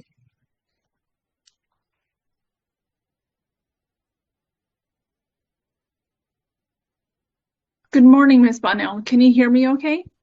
Hi. Yes, I can. My name is Melissa Bright, and I'm representing Skywalker Hospitals here today. We just came back from a break, and you may recall that I gave you some admonitions earlier today. Do you recall that? Yes, I do. Do you need me to go over those admonitions again? No, I don't. And you realize that you are under oath still, is that correct? Yes, I do. And you are the corporate witness for Greater Empire in regard to a few claims, is that correct? Yes, that's correct. And one of those claims will be the LAMB claim, LAMBE, is that correct? Yes. You will not be offering any testimony regarding any other claim in this matter, is that correct? Yes, that's correct. And prior to the initiation of arbitration, did you review any of these claims? No, I did not. Did you speak with others other than your counsel in preparation for today? No, I did not. Is it fair to say that your testimony here is solely based upon your review of the files that are at issue in this case? Yes, that's correct. Did you review the remittance advice in this case? No, I did not look at any of the RAs. And did you review any medical records? No, I did not. Ms. Bonnell, are you able to testify to the denial basis for the claims at issue? Yes. And what is the substantive basis that Empire utilizes to deny payment for the claims at issue? The readmission policy, I believe. And what document is Empire relying on to assert that these policies apply to this claim? There's a readmission policy.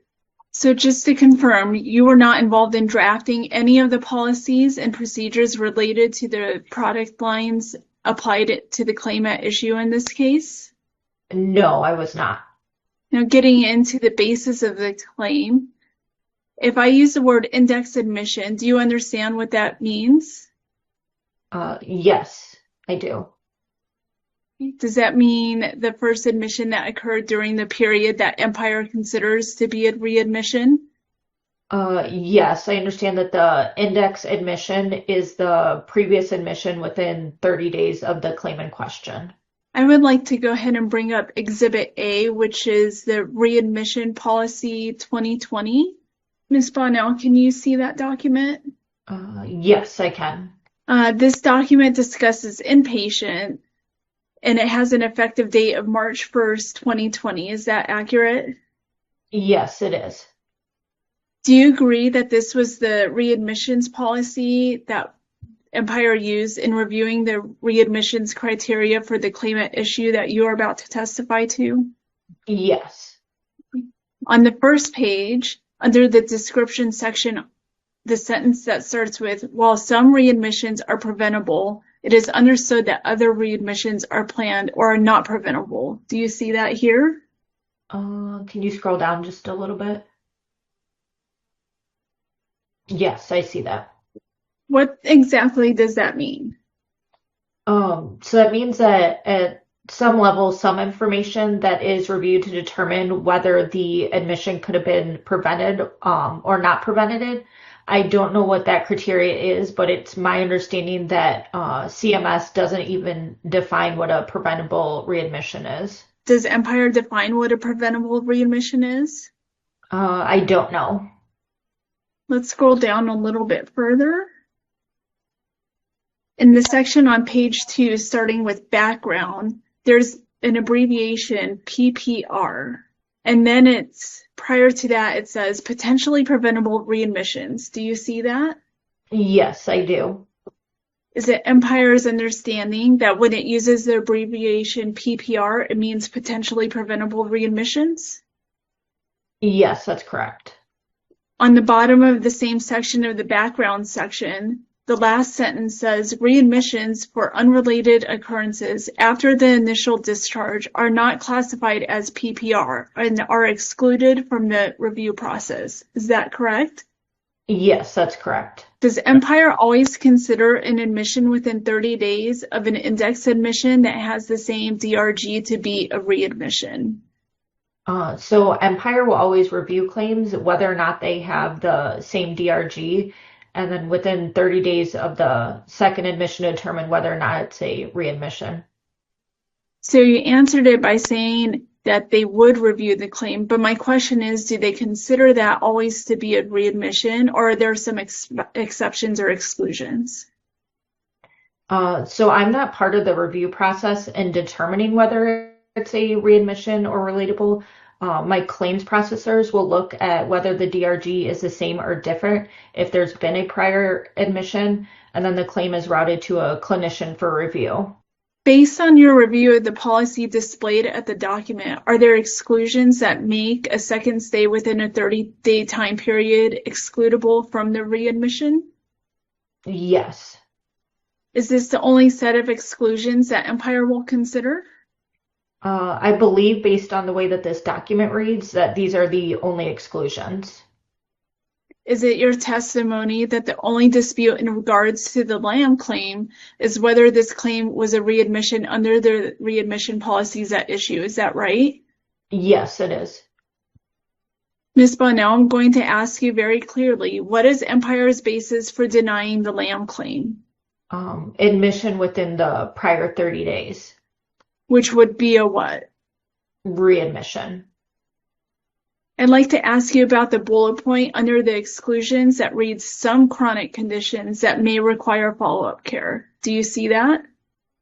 Yes, I do. What does that mean? It means that some chronic conditions are considered exclusions. Which chronic conditions? I don't know. Was sickle cell anemia considered a chronic condition that may require follow-up care? I don't know. And who wrote this policy, Empire or Skywalker? Empire did. Did Empire ever update or change its policy? Yes, I believe so. I'm now going to display the readmission policy 2021 attached as Exhibit B. Are you familiar with this document? Yes, I am. What is this document? So it looks like it's an updated policy that's effective 2021. Going back to the exclusion section, has Empire defined or updated which chronic conditions are covered under the exclusions? No, it does not look like it. Now I'm going to go ahead and go to Exhibit C, titled Readmissions Policy Update December 2023. Are you able to read this document? Yes, I can. And do you know what this document is? Yes, it looks like it's a 2023 online update to the readmission policy. Going to the exclusions section again. Has Empire listed a series of chronic conditions which are considered exceptions to the readmission rule? Yes. Is sickle cell anemia one of those conditions? Yes, it is. At the time of service, did Empire consider sickle cell anemia a condition that was potentially preventable? I am not a clinician. My question was not whether you considered it. My question was whether Empire considered sickle cell anemia a condition that was potentially preventable. I don't know. Are you not offering any testimony as to whether sickle cell anemia is potentially preventable? No, I'm not. No further questions. So what we just all saw there was a very effective deposition that was taken by Melissa Bright, playing the attorney for Skywalker Hospital. So we have now watched two of the corporate rep depositions, or we call them the lay witness depositions in this particular case. We're going to shift gears to the expert depositions. Now, the expert depositions are a bit different because often these experts are retained by counsel. And what they're doing is they're essentially providing particular testimony that a fact witness here is not in a position to provide. So, for example, if the issue is whether the patient was appropriately admitted for inpatient care at a hospital, it's something typically that a business person such as Tracy Adair would not be in a position to provide testimony on. Thereby, we designate an expert witness to essentially provide the hospital's position on that and explain to the arbitrator or the judge why, in fact, from a clinical perspective, this patient did require an inpatient admission. So that sort of transitions into this next deposition, in which Dr. Zarate will be the witness, the expert witness for Skywalker Hospital. And he's going to be examined by our own Marcus Morrow, who is going to, in this particular exercise, be playing the attorney representing Greater Empire Insurance. So again, it's a really informative sort of look behind the curtain. You know, most of our business folks aren't typically present for the expert deposition. So this is a good opportunity for everybody here to see how the case comes together. We have the corporate reps, and then we also incorporate the experts as well into one case and one package that we present to the arbitrator or the judge if we're in civil court. So at that, we'll go ahead and go to our next deposition, which is Dr. Zarate. Doctor, can you hear me okay? Yes, I can. All right. My name is Marcus Morrow. I'm a lawyer at Dewey, Cheatham & Howe, and I'm representing the respondent Greater Empire Insurance in this matter. Could you please state and spell your name for the record? Yes. My name is Ignacio, Ignacio, last name Zarate, Zarate. Okay, doctor, we're coming back from a break. Just a reminder, you're still under oath and all previous rules and admonitions apply. Is that understood? Yes. Great. Now, you mentioned the Milliman Care Guidelines, or MCGs. I'm going to call them the MCGs just for ease. It sounded like you already called them that, so I think we're on the same page. But you said that you referenced some of those guidelines for the claim at issue. Why did you reference, or let me ask you this, how did you decide whether or not to reference the MCGs for a particular claim? I specifically used the MCG guidelines for those clinical claims where specific MCG guidelines were in question. How did you use the MCGs when you were performing your review of these cases? Well, as opposed to professional opinion, education, and expertise, I relied on the rhetoric in the MCG guidelines to establish medical necessity for claims. So the MCG, we'll look at one of these here in the course of this deposition, but they contain a number of criteria, including criteria to determine or to help determine whether inpatient care or inpatient admission is medically necessary. Is that correct? That's correct. And some of them contain additional criteria to determine whether an extended stay beyond the goal length of stay is medically necessary. Is that correct? Yes. So you were applying those criteria for the cases at issue to determine if the inpatient care or extended stay was medically necessary. True? Yes, correct. Okay. I want to take a look at your opinion for the patient, Mr. Gunn, and I want to go to the back of the report. So give me 1 second. Doctor, can you see my screen? Yes, I have it in front of me. Okay, and let me make sure it's zoomed up for you.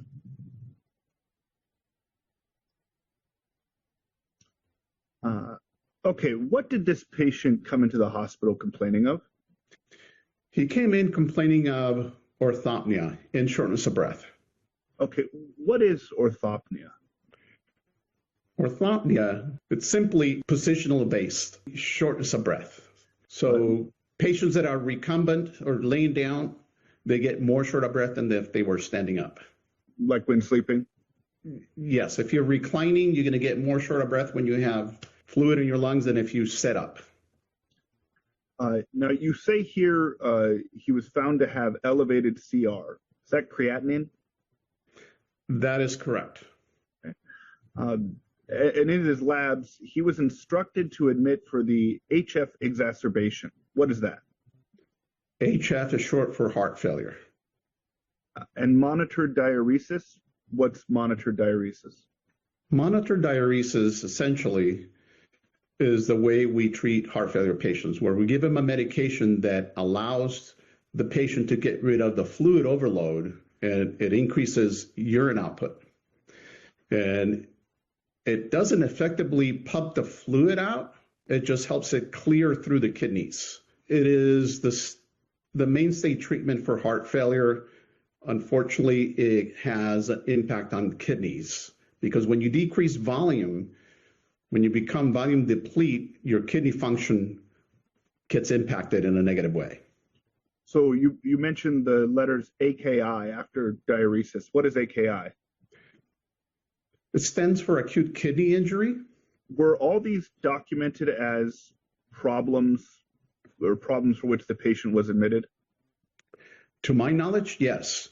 I garnered these diagnoses from the assessment and plans, from the history and physicals, and from the consultations, and from the daily progress notes within the medical record. So going through some of the chronology here, it looks like he received diuresis with Bumix. That is an IV diuretic, yes. And so he received that intravenously? Yes. And on admission, his creatinine was 2.65, right? Yes. And his GFR, what is a GFR? It is an abbreviation for glomerular filtration rate. And that was at 24? Yes. What is the significance of creatinine at 2.65? The significance is that the patient is in danger of going into full renal failure. It looks like the following day, 7/25, the patient's creatinine was down to 1.6. Is that true? Yes. And it stayed at that level throughout the inpatient stay, correct? Yes. Is 1.6, what is 1.6? Is that normal or abnormal?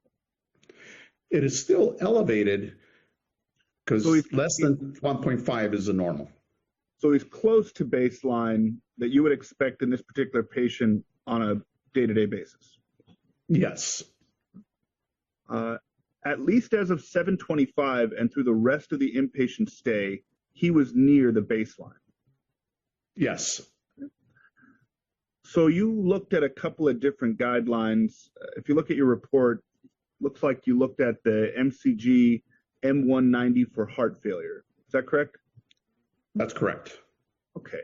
I'm going to pop that up as an exhibit.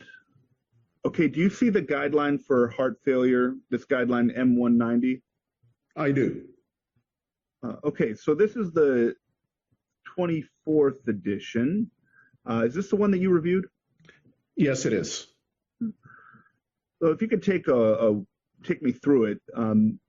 Goal length of stay is for ambulatory here is 2 days, correct? Yes. So for the first 2 days of the inpatient admission, can you point out to me which criteria were met under the inpatient admission and then alternative sections for this patient? Well, that would be 4.12, increased creatinine with reduction of more than 50% in estimated glomerular filtration rate from baseline. So the reduction of more than 50% in estimated GFR from baseline. What was the patient's baseline? Baseline GFR? Yes. Well, we had to calculate its baseline on this creatinine. And did you do that in this case? Did you look at whether there was a reduction of more than 50% in his estimated GFR from baseline? I did, a very long time. Okay, do you recall what you found? I'm looking at it right now. His GFR was 48, specifically 47.74. So that was a decrease. No, that was his baseline GFR. Oh, okay. I'm sorry. What was his reduction then from his baseline? So he went from 48. I think he was at 24.2 actually. Okay. Then that's less than 50%, right? It's 48 to 24. I guess we could split hairs here. It is right at 50%. Okay. But the guideline says more than 50%, right? That's the right criteria for a reduction of more than 50% in estimated GFR from baseline, right? Yes. And he did not experience a reduction of more than 50% in the estimated GFR from baseline, correct? No.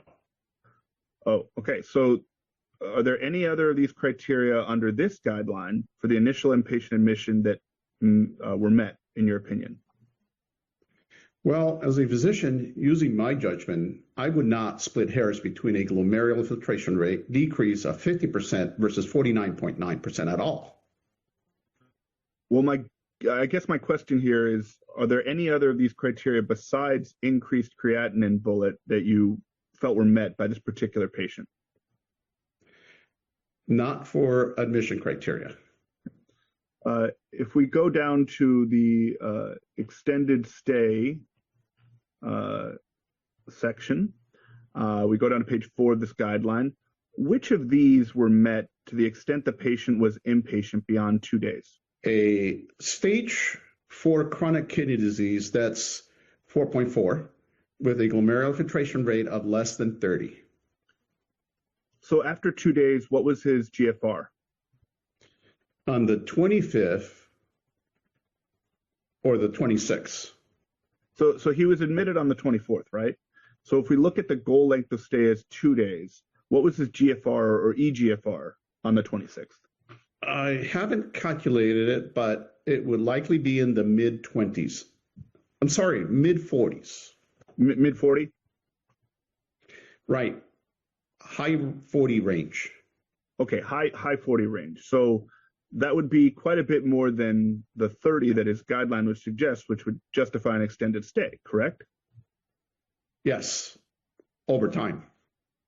Well, we're looking at whether the patient needs to continue to be inpatient after the goal length of stay. So it's a fact that while he has stage 4 chronic kidney disease, his eGFR is not less than 30 as of July 26th, correct? Well, I don't interpret it as that. I interpret the fact that he obviously came in with a GFR of 24, so he has stage 4 chronic kidney disease at that time, and he's looking at a likely extended and anticipated need for intensive diuretic therapy. Thank you, doctor. No further questions. Thank you. Okay, so that concludes the deposition of Skywalker Hospital's clinical expert, Dr. Zarate. The next deposition that we're going to play is Skywalker Hospital deposing the expert that Greater Empire Insurance has retained in this particular case. And this is going to be Dr. Vader. You may notice Dr. Vader bears a striking resemblance to Dr. Zarate, although he is wearing a black hat, which is appropriate considering on whose behalf Dr. Vader is testifying on today. So at that, we'll go ahead and play the next expert deposition of Dr. Vader being taken by Skywalker Hospital's attorney, Tammy Seekins. Good morning, Dr. Vader. My name is Tammy Seekins, and I'm the attorney representing Skywalker Hospital in this arbitration. How are you doing? I am fine. It is good to see you, sort of. Well, Dr. Vader, as far as your work history goes, we spoke at another deposition back in August of 2023. Have you had any changes to your job title since then? No, I have not. Okay. Now, if memory serves me correctly, you described various percentages of your times to various roles. Has that changed? This role, doing medical expert review, for matters such as this has taken a larger role. And the other part of my average work week is split between 2 positions. They are both CMO positions, one for Jumanji and the other for Doubtfire. So relative to your, Dr. Vader, you mentioned your work as a CMO. Can you tell me what a CMO is? Sure. So the chief medical officer basically oversees the actual medical care and becomes a liaison to the administrative duties that the hospital is responsible for to be compliant with regulation. So your resume states that you are currently licensed in Colorado to practice medicine. Is that correct? Yes. Okay. Are there any other states that you're licensed to practice medicine in? Not currently. There has been a bunch of past states, but I have let those lapse because I have no reason to think I'm going to practice in those other states. Okay. Do you currently practice medicine in Colorado? I don't. When was the last time you practiced medicine? I'm going to say 2010, right in there. Okay. And for the matter at hand, I just want to ask a few questions in regards to your role as an expert. Your CV mentioned that your fees were $600 an hour. Is that still correct? It is still $600. Okay. Do you know how many hours you've worked on this case? I do. Okay. Can you let us know what that is? I'm going to say it is going to be approximately 50 to 60 hours. Okay. Now, you mentioned that you had done some additional review work. Can you describe the nature of that work?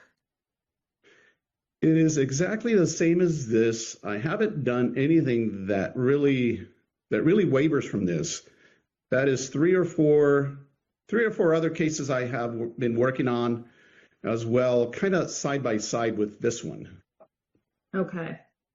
Dr. Vader, we're going to go ahead and move to your report. I'm going to share your report on my screen. Okay. Dr. Vader, can you see my screen? Yes. Okay. Now I'm going to do my best to keep a clear record of what page I'm on. If you can't see anything or you need it bigger or you need me to zoom out, just let me know. Okay. Okay. So this is your report that you submitted? It looks to be. Yes, ma'am. Okay. And what documents did you review in preparation for this submitting this report? A whole bunch of documents that were supplied to me, I am sure, are listed there in one of the exhibits at the end of the document, such as a whole bunch of electronic medical records, provider medical records, denial letters, appeal letters, utilization management summaries, etc. So there was a lot of documentation supplied. Understood. Okay. And just to confirm, you reviewed all the medical records in this case. Is that correct? Yes. Okay. Did you review all the MCG guidelines that were produced in this case? Yes, I did. Okay. Well, as they were, I mean, I wouldn't say I sat down and read them beginning to end, but I used them as they were pertinent to whichever claim I was reviewing. Okay. So I have two questions about that. The first, did you review paper copies of the MCG guidelines or did you review the online tool? I reviewed PDFs of the guidelines that were supplied to me. I think that requires me to review them online. I think that requires subscription that costs money. So I don't have that. But I did rely on PDFs that were furnished to me. Are you aware that MCG guidelines are available online and interactive with hyperlinks, and they can be different from paper copies your counsel produced? Yes, ma'am. Okay. Did you review the online versions of the MCG guidelines? I would say that I always did. What my general rule is, and what I did in this case as well, is to review the MCG clinical guidelines that were relevant at the time of the particular claim. In other words, I don't find it to be generally helpful to review a current guideline that came out a year or 2 years after the claim. Oftentimes, there are not major changes from year to year, but sometimes there are. And so I try to stick to the guidelines that were in play, so to speak, at the time of the claim and the time that the patient was being evaluated and cared for at the time. Okay. And so, but for the patient at issue in this case, are you aware of any substantive differences between the MCG guidelines online and the MCG guidelines in paper form? I am not. But again, I would say that I did not always carefully review the online guidelines. In other words, those that were printed and were given to me, I did. In fact, I definitely did look at them, and I am not aware of any significant changes off of the top of my head. No, but again, I tried to rely on the guidelines that were relevant at the time of the claim. Okay. If you were shown guidelines from the online version that had the same exact wording and guidelines, but hyperlinks, Would you consider those substantively different? Hyperlinks? Correct. In other words, different. Is that the same thing as saying different? Different references? Because at the end of the letter, part of the guidelines there is always a very long list of references. You know, medical journals and so forth, and if there are or had been any changes in the list of references, to be honest, I may not notice that as long as the guideline themselves did not change. Okay, thank you.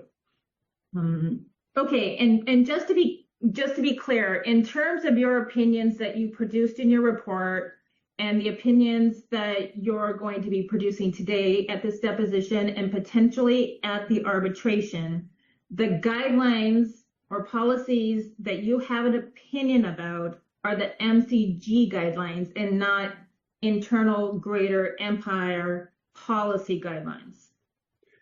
Primarily, yes. I'm not sure, but it is not only MCG guidelines.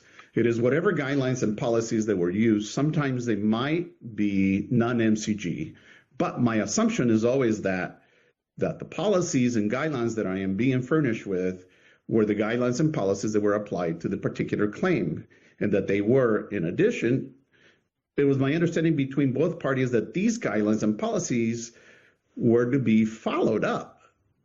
That's an assumption. It is sort of a goodwill assumption on my part. Is that make sense? Okay. So outside the MCG guidelines that you were provided, did you apply any other MCG guidelines or utilize any other MCG guidelines in coming to your conclusions? I don't believe so. Okay.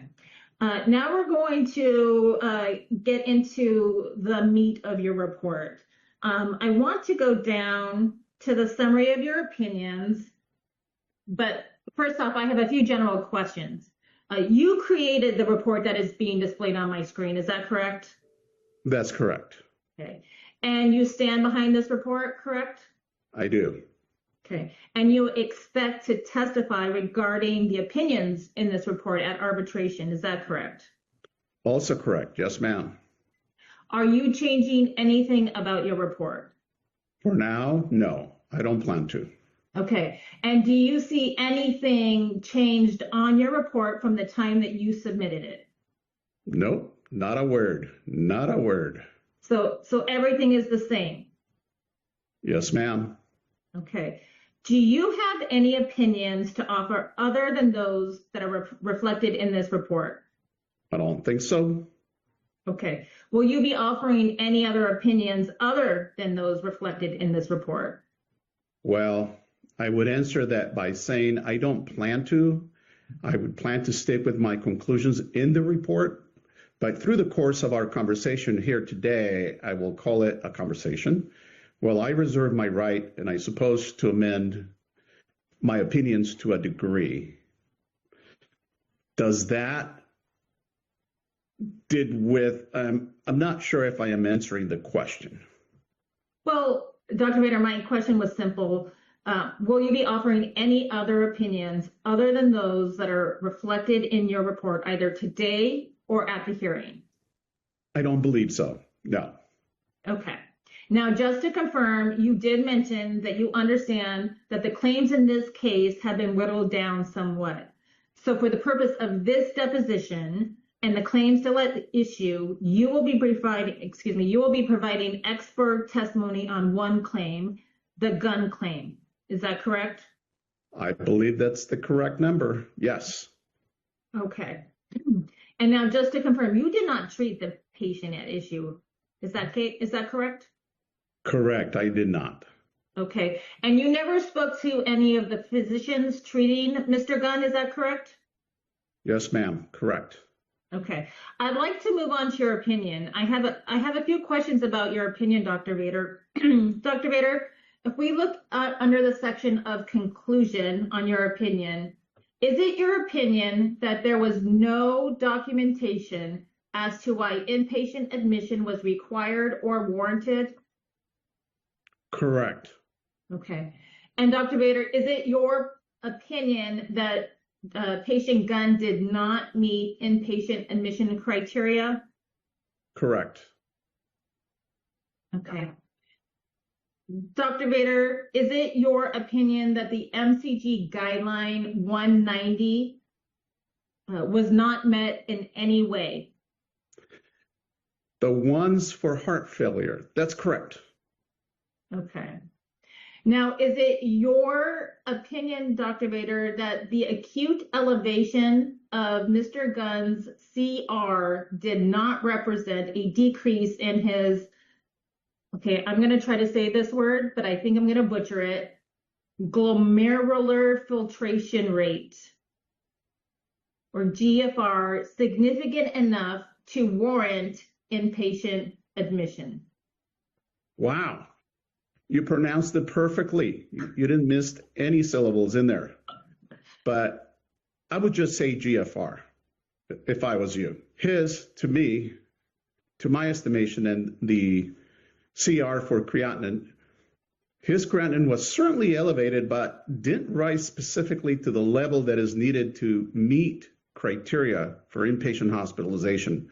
Decreased GFR levels did not meet the inpatient hospitalization requirements. And just to confirm, it is your opinion that his decreased GFR rate was 37% rather than the required 50% for inpatient admission? That was my estimation at the time. Yes, ma'am. Okay, you just said estimation at the time. Have you changed your estimation? That estimation was based upon the decrease from his official creatinine to his eventual creatinine that he got while still in the hospital. I can't remember the exact numbers. Maybe I have them here. No, I don't. I believe his initial creatinine was 2.65 when he got admitted. I believe it got down to around 1.65, 1.6 something. And using those two numbers, his GFR had decreased by 37%. Doctor, did you use his baseline creatinine levels from when he was discharged or from the month prior, for example, in January of the same year? I used from where he was discharged. Okay. Now, correct me if I'm wrong, but you did not use the eGFR calculator provided in the MCG guidelines. Is that right? I tried to click on it, and it didn't open from the PDF version. I would not pop up. It would not pop up at all. So there is the formula for eGFR is widely available online. And so I used one of those calculators that I found online. And do you recall which resource you used? I used one that's on the National Kidney Foundation. I think also I may be saying it wrong. It is I believe the National Association of Nephrology has, American Nephrology Association maybe. I'm not sure what they call themselves specifically, but it is a joint effort. And they have a calculator on their website, and I used to come to these results, these numbers of 37%. Okay. So I would ask that whatever calculator you used or calculators that you used, that you would provide them to counsel, that counsel could provide them for us so that we could also review. Yes, 100%. Great. Okay. I don't have any further questions. Okay. So that last deposition concludes the deposition portion of the seminar today. But our next part of the session is going to actually go to the final hearing. You're going to see what the final hearing looks like in an arbitration setting or a court setting, to be honest, and how these depositions that we took here today or watched here today have application to the final arbitration. So it's really interesting to see how it all comes together. And we have some really, really strong attorney work that we're going to see after the break from Rich Lovich and David Maston, representing the respective parties at the arbitration. But we'll go ahead and take about a 15-minute break here before we get to the last part of our seminar here.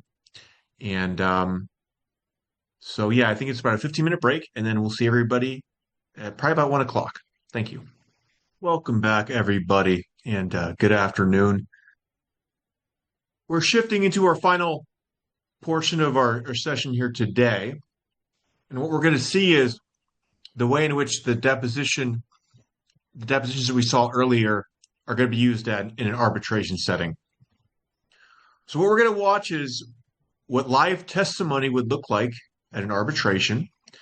And the first example of this we're going to watch is going to be a cross-examination of the Skywalker Hospital's witness, Tracy Adair. And she is going to be cross-examined by SAC's very own David Maston, who in this particular case is playing the part of the Greater Empire Insurance Counsel. So give this a watch, because what's really interesting here is we're seeing how your testimony that you provide at deposition, why it's so important and critical for when we ultimately end up in arbitration or a trial, and why it's so integral to our case to make sure that, as you'll see with Tracy here, if you're prepared and effective at deposition, you're much more likely to be prepared and effective in an actual live arbitration setting. So at that, we're going to go ahead and get started with the video of David Maston representing Greater Empire Insurance, cross-examining Skywalker Hospital's Tracy Adair.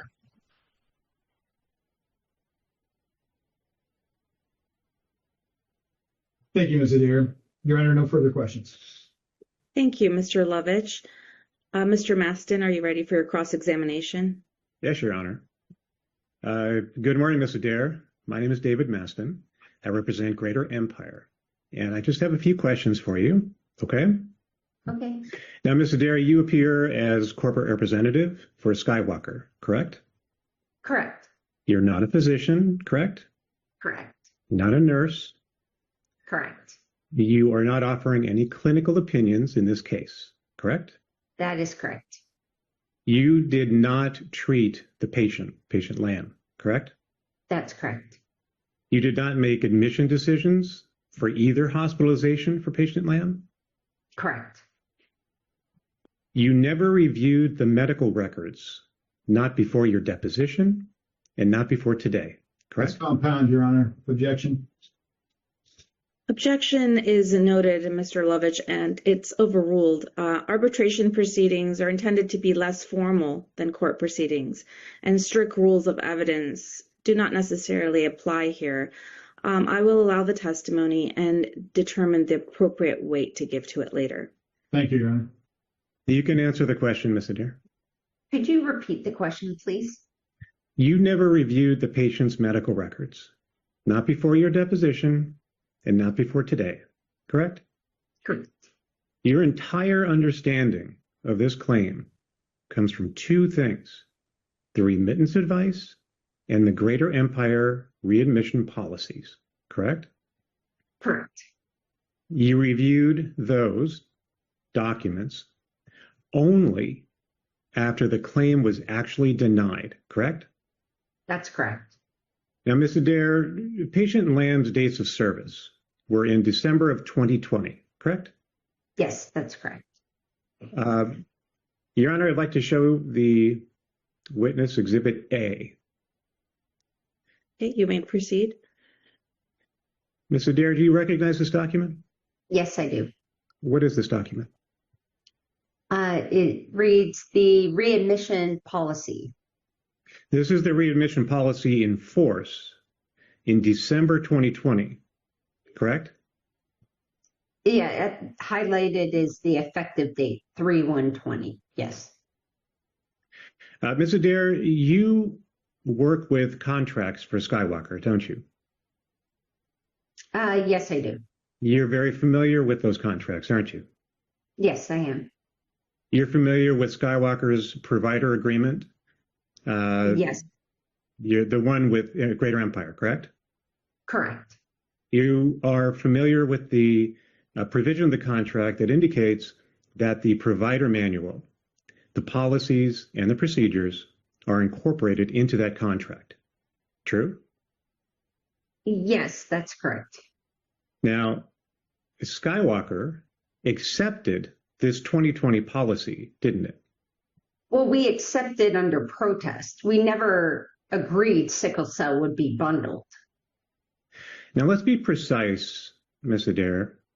You gave a deposition in this matter on June 18th. Isn't that correct? Yes, that's correct.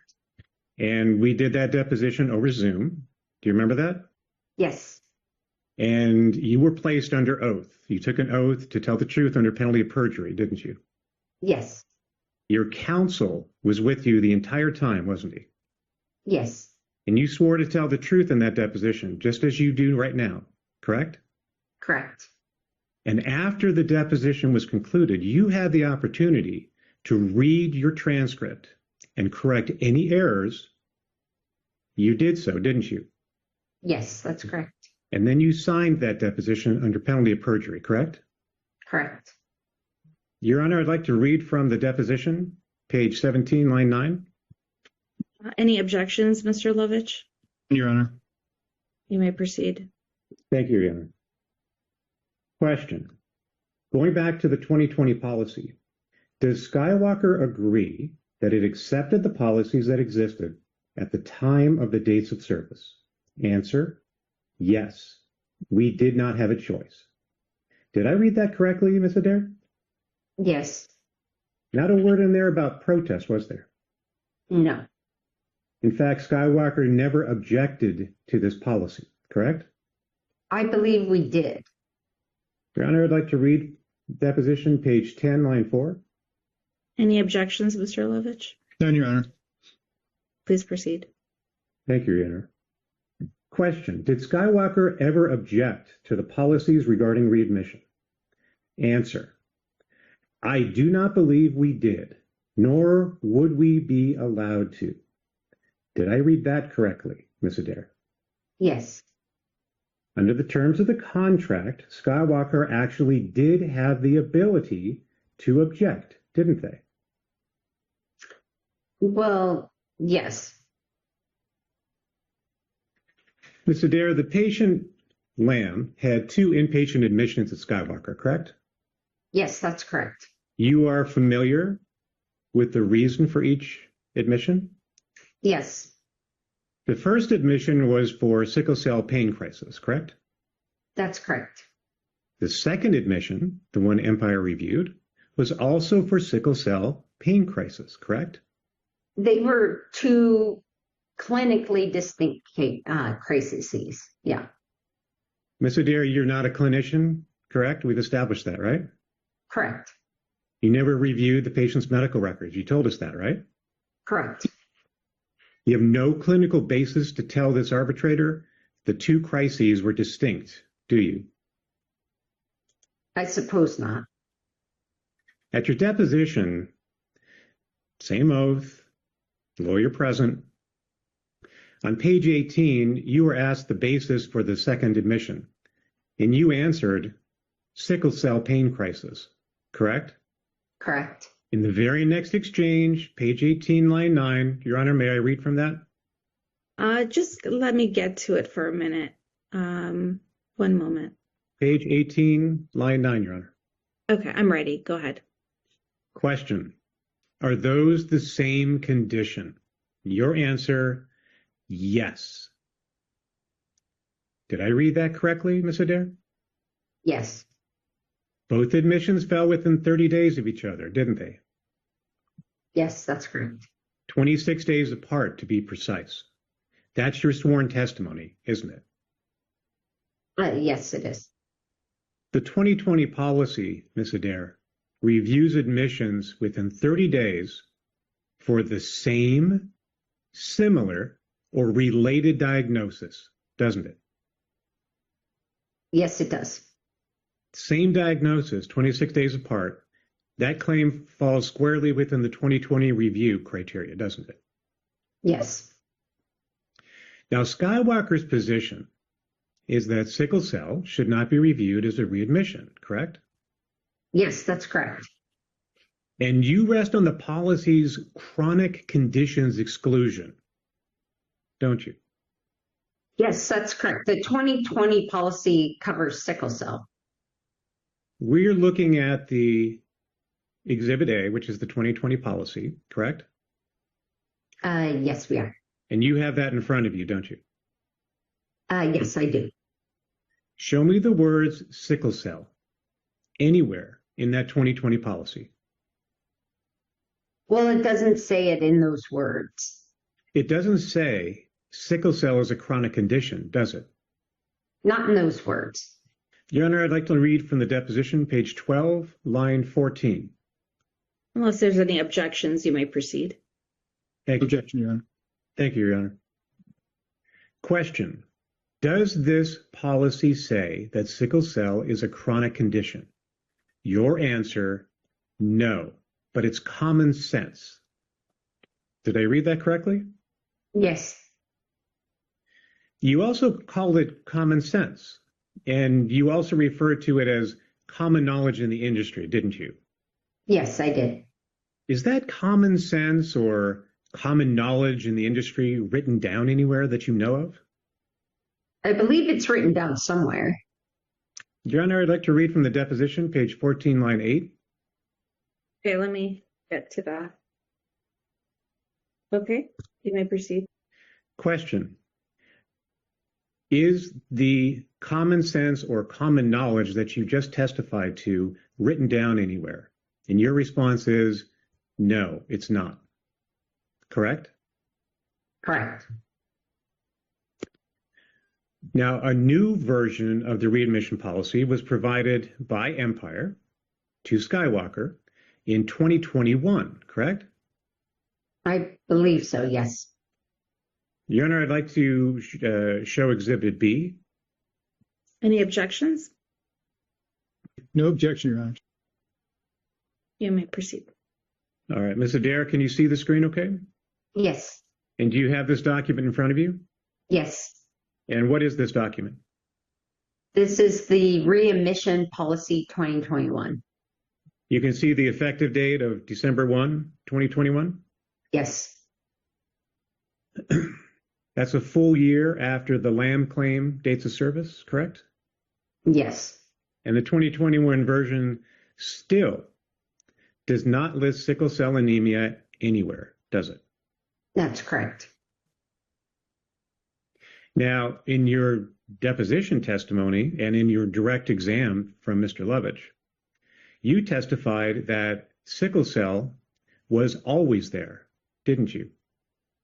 Yes, correct. And you think that it was always there, correct? Yes. Now, you say you think it was always there, but you cannot point to a single version of the policy in force in 2020 or in 2021 that contains it, can you? No. In fact, the one document that uses the words sickle cell anemia is the December 2023 reminder, correct? Correct. December 2023 is 3 years after the December 2020 dates of service, isn't it? Yes. Your Honor, I'd like to show Exhibit C. Any objections, Mr. Lovich? No objection, Your Honor. All right, Mr. Adair, can you see this document? Yes. This is Exhibit C to this arbitration. This is the readmissions policy update from December 2023, correct? Correct. The document is titled Reminder, isn't it? You can see it Yes. right here, correct? Correct. Within this reminder document is an exceptions list, isn't there? Yes. You can see that down here that's highlighted, correct? Yes. And its exception list, by its own terms, was established by a State Department of Healthcare and Family Service, wasn't it? That's what it says. Yes, You can see that right here, right? correct. Now, you've drawn a distinction this morning in your prior testimony with Mr. Lovich that the 2023 exceptions and the 2020 exclusions are different, right? They're different lists. Your Honor, I'd like to read from the deposition, page 15, line 6. Okay. Okay, I'm ready, Mr. Master. Does Skywalker believe there is a difference between exclusions and exceptions? Your answer, no, they are the same. Did I read that correctly? Correct. Yes. In fact, to support a 2020 denial, Skywalker relies on a 2023 reminder about a different review process built from a state agency's list, don't they? In part. And you yourself agree that the 2023 document is just a reminder, don't you? Yes. Okay. No further questions, Your Honor. Okay. So that was the cross-examination of the Skywalker Hospital witness by David Masson, who did a very, very good job representing the Greater Empire Insurance Company defendant here. Ms. Adair also is very poised in her responses to the questions. What you'll notice in cross-examination is that most of the questions they're not open questions, they're closed questions. So it truly is a skilled attorney conducting a cross-examination is really able to direct it in the way in which that attorney is looking to make their case. I should also note that typically when a case gets to this level of arbitration or to trial, there's going to be parts of the case, it's not always going to be black and white or open and shut. It typically isn't, because if it truly was an open and shut case, it would likely would have settled. But in a circumstance like this, there's going to be some gray. There's going to be some strong arguments on behalf of both sides. We, as the hospital representing providers, we always feel fairly strong that the equities of the case typically lie in our favor, meaning we invariably render critical and medically necessary treatment to the members of the plans. And so just from that basic general narrative, it's from our experience, arbitrators and judges do tend to give some deference to hospitals in these type of disputes. But we do have one last cross-examination here today, and this is going to be the Skywalker Hospital actually taking the cross-examining Dr. Vader, the expert for Greater Empire Insurance. And it's going to be our own Rich Lovich who's going to be cross-examining Dr. Vader. And he's going to be using the testimony that Dr. Vader provided at his deposition. And it's going to be woven together with the testimony that Dr. Vader provides at the actual arbitration hearing. And you may see there may be some discrepancies. And Mr. Lovich may call him out on that. So without further ado, we'll go ahead and run the last video of the day, which is the cross-examination of Dr. Vader by Rich Lovich for Skywalker Hospital. Dr. Vader, did you formulate any other opinions or conclusions regarding this patient? No, I did not. Thank you, Dr. Vader. Your Honor, I have no further questions. Thank you, Dr. Vader. Mr. Lovich, are you ready to begin your cross-examination? I am. Thank you, Your Honor. Good afternoon, Dr. Vader. We met previously during your discovery deposition in this matter, correct? Yes, that is correct. And at that deposition, you testified under oath, correct? Yes. You understood then, just as you do now, that your testimony carried the same force and effect as testimony before a judge or jury, correct? I did. And the same penalties of perjury attached to untruthful testimony. You understand that, right? Yes, correct. You also testified that your opinions were fully reflected in your written report, correct? Correct. In fact, you testified, quote, not a word had changed in your report between the time it was drafted and the time of your deposition, correct? Yes. And you further testified that you did not plan to offer any opinions outside of those contained in your report. That was my testimony. Now, today, at this final hearing, you have offered a different explanation regarding the patient's eGFR score, haven't you? Well, I clarify my methodology. Doctor, my question was simpler than that. Your testimony today is different from the testimony you gave in discovery, correct? In some respects, yes.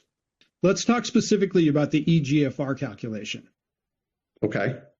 At your deposition, you testified that patient's GFR decrease was approximately 37%, correct? Yes. And you specifically testified that the required threshold under the guideline was 50%. Correct. You told us under oath that the patient did not meet that threshold.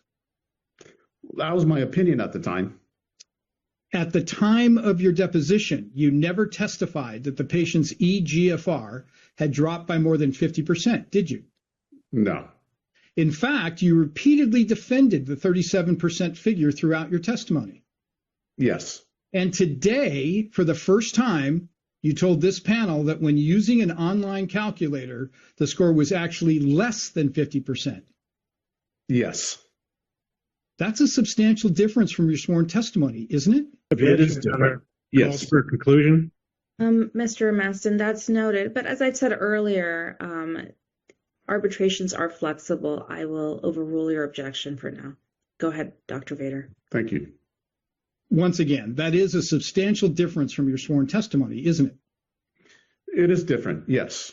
Doctor, let's discuss how you performed the calculation originally. All right.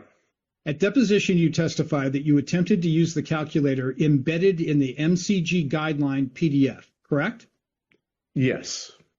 But you stated the hyperlink would not open from the PDF version provided to you. Correct. You then testified that you used an outside online calculator instead. Yes. You specifically referenced a calculator associated with the National Kidney Foundation or a Nephrology Association website. That sounds right. At deposition, however, despite using that online calculator that was not part of the MCG guideline, you still concluded the patient's reduction was only 37%, correct?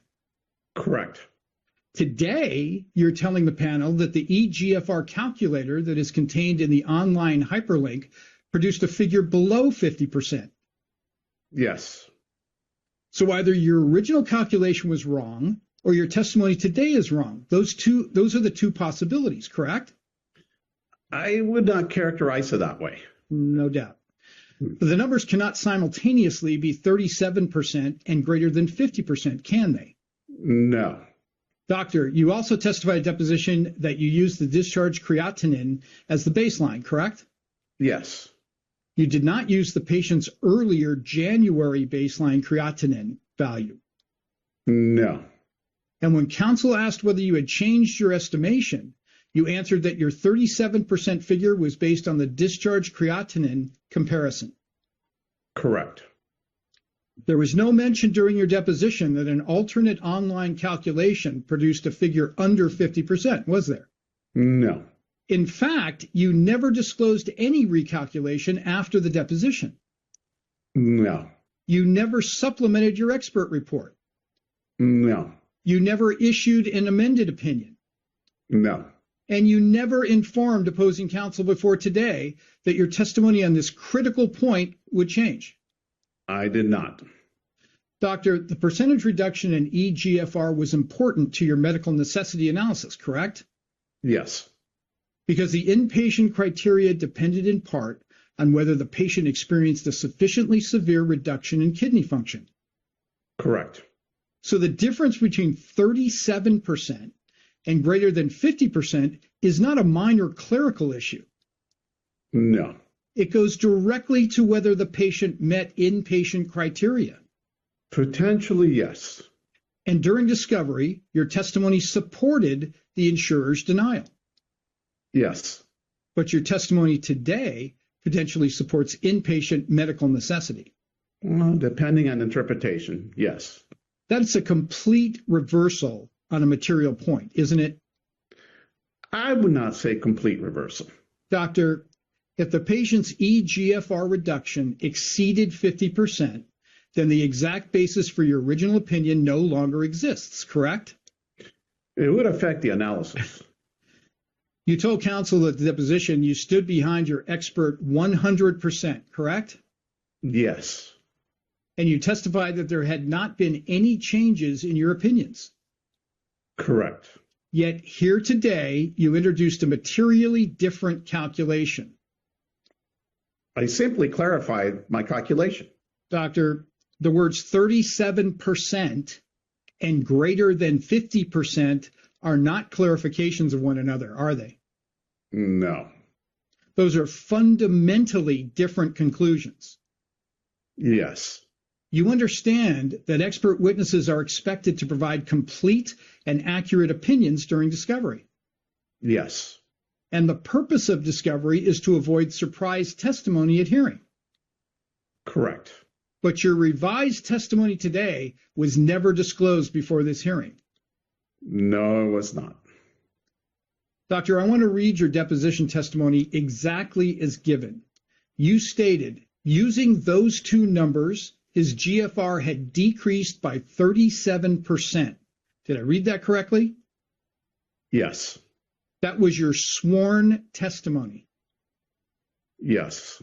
And today, under oath before this arbitration panel, you testified that when using the online calculator, the patient's eGFR was actually less than 50%. Yes. Those two statements cannot be true at the same time. Not exactly, no. You agree that one of those statements must therefore be inaccurate. Potentially. Potentially. And the panel should understand that your opinions on this critical medical necessity issue have changed since discovery. Well, the methodology evolved. Doctor, my question was whether your opinions changed. Yes. Thank you. No further questions, Your Honor.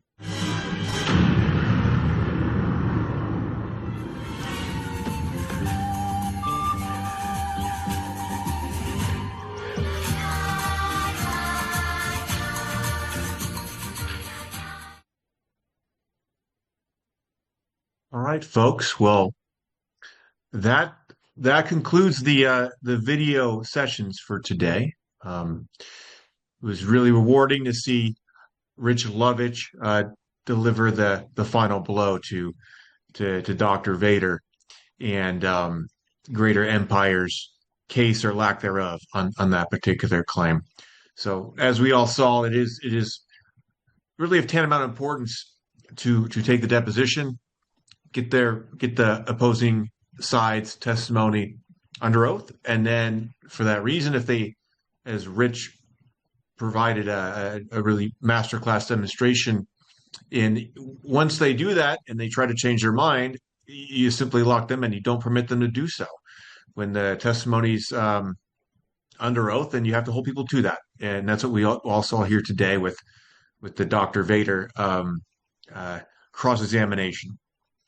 So we hope you all enjoyed the program, and hopefully it was informative for everybody to see how sort of a look into our world and how we do things. And if some of you, if you haven't been in deposition or arbitration before, we hope it was really an educational tool for you, and maybe a primer for what to expect if your number's called, and you might be working with myself or David or Rich or any of the SAC attorneys on these cases. And we always do really appreciate everybody's time and commitment to these matters. And we all enjoy working with you all and talking to you all when that opportunity arises. So that's going to do it for me. I'm going to go ahead and hand the baton over to Terrell for some final remarks. So he'll be hopping on here in a second. Okay. Thank you, Terrell. I'll let you take it from here. Absolutely. As Chris mentioned, we do thank you for your time today. Thank you for joining us, hoping that you got a lot out of this. I do want to just cover two things really quickly. Just a reminder that you are, this session is good for CEUs for AHAM, HFMA, and ARCP. So please go through the correct channels to earn it. If you have questions, please reach out to me directly, myself or Rocio. I do want to thank our amazing team at SAC, Rocio, Denise, Rich, Dave, Chris, Dr. Zarate, thank you for your time. Luca for creating these videos. They put a lot of work into it, and I hope that you got a lot out of the presentation. You will get an evaluation, so please, after this, please fill it out. This will allow us to continue to make presentations like this together, whether it's virtual or in person. So we value the feedback so we can make these things even better. That concludes today's session. If you do have any questions that weren't addressed during the presentation, please feel free to send myself, Rocio, Denise, anybody on the SAC team an email, and that way we'll be able to address it. I hope you all have an amazing day, a great weekend. Stay cool. Bye.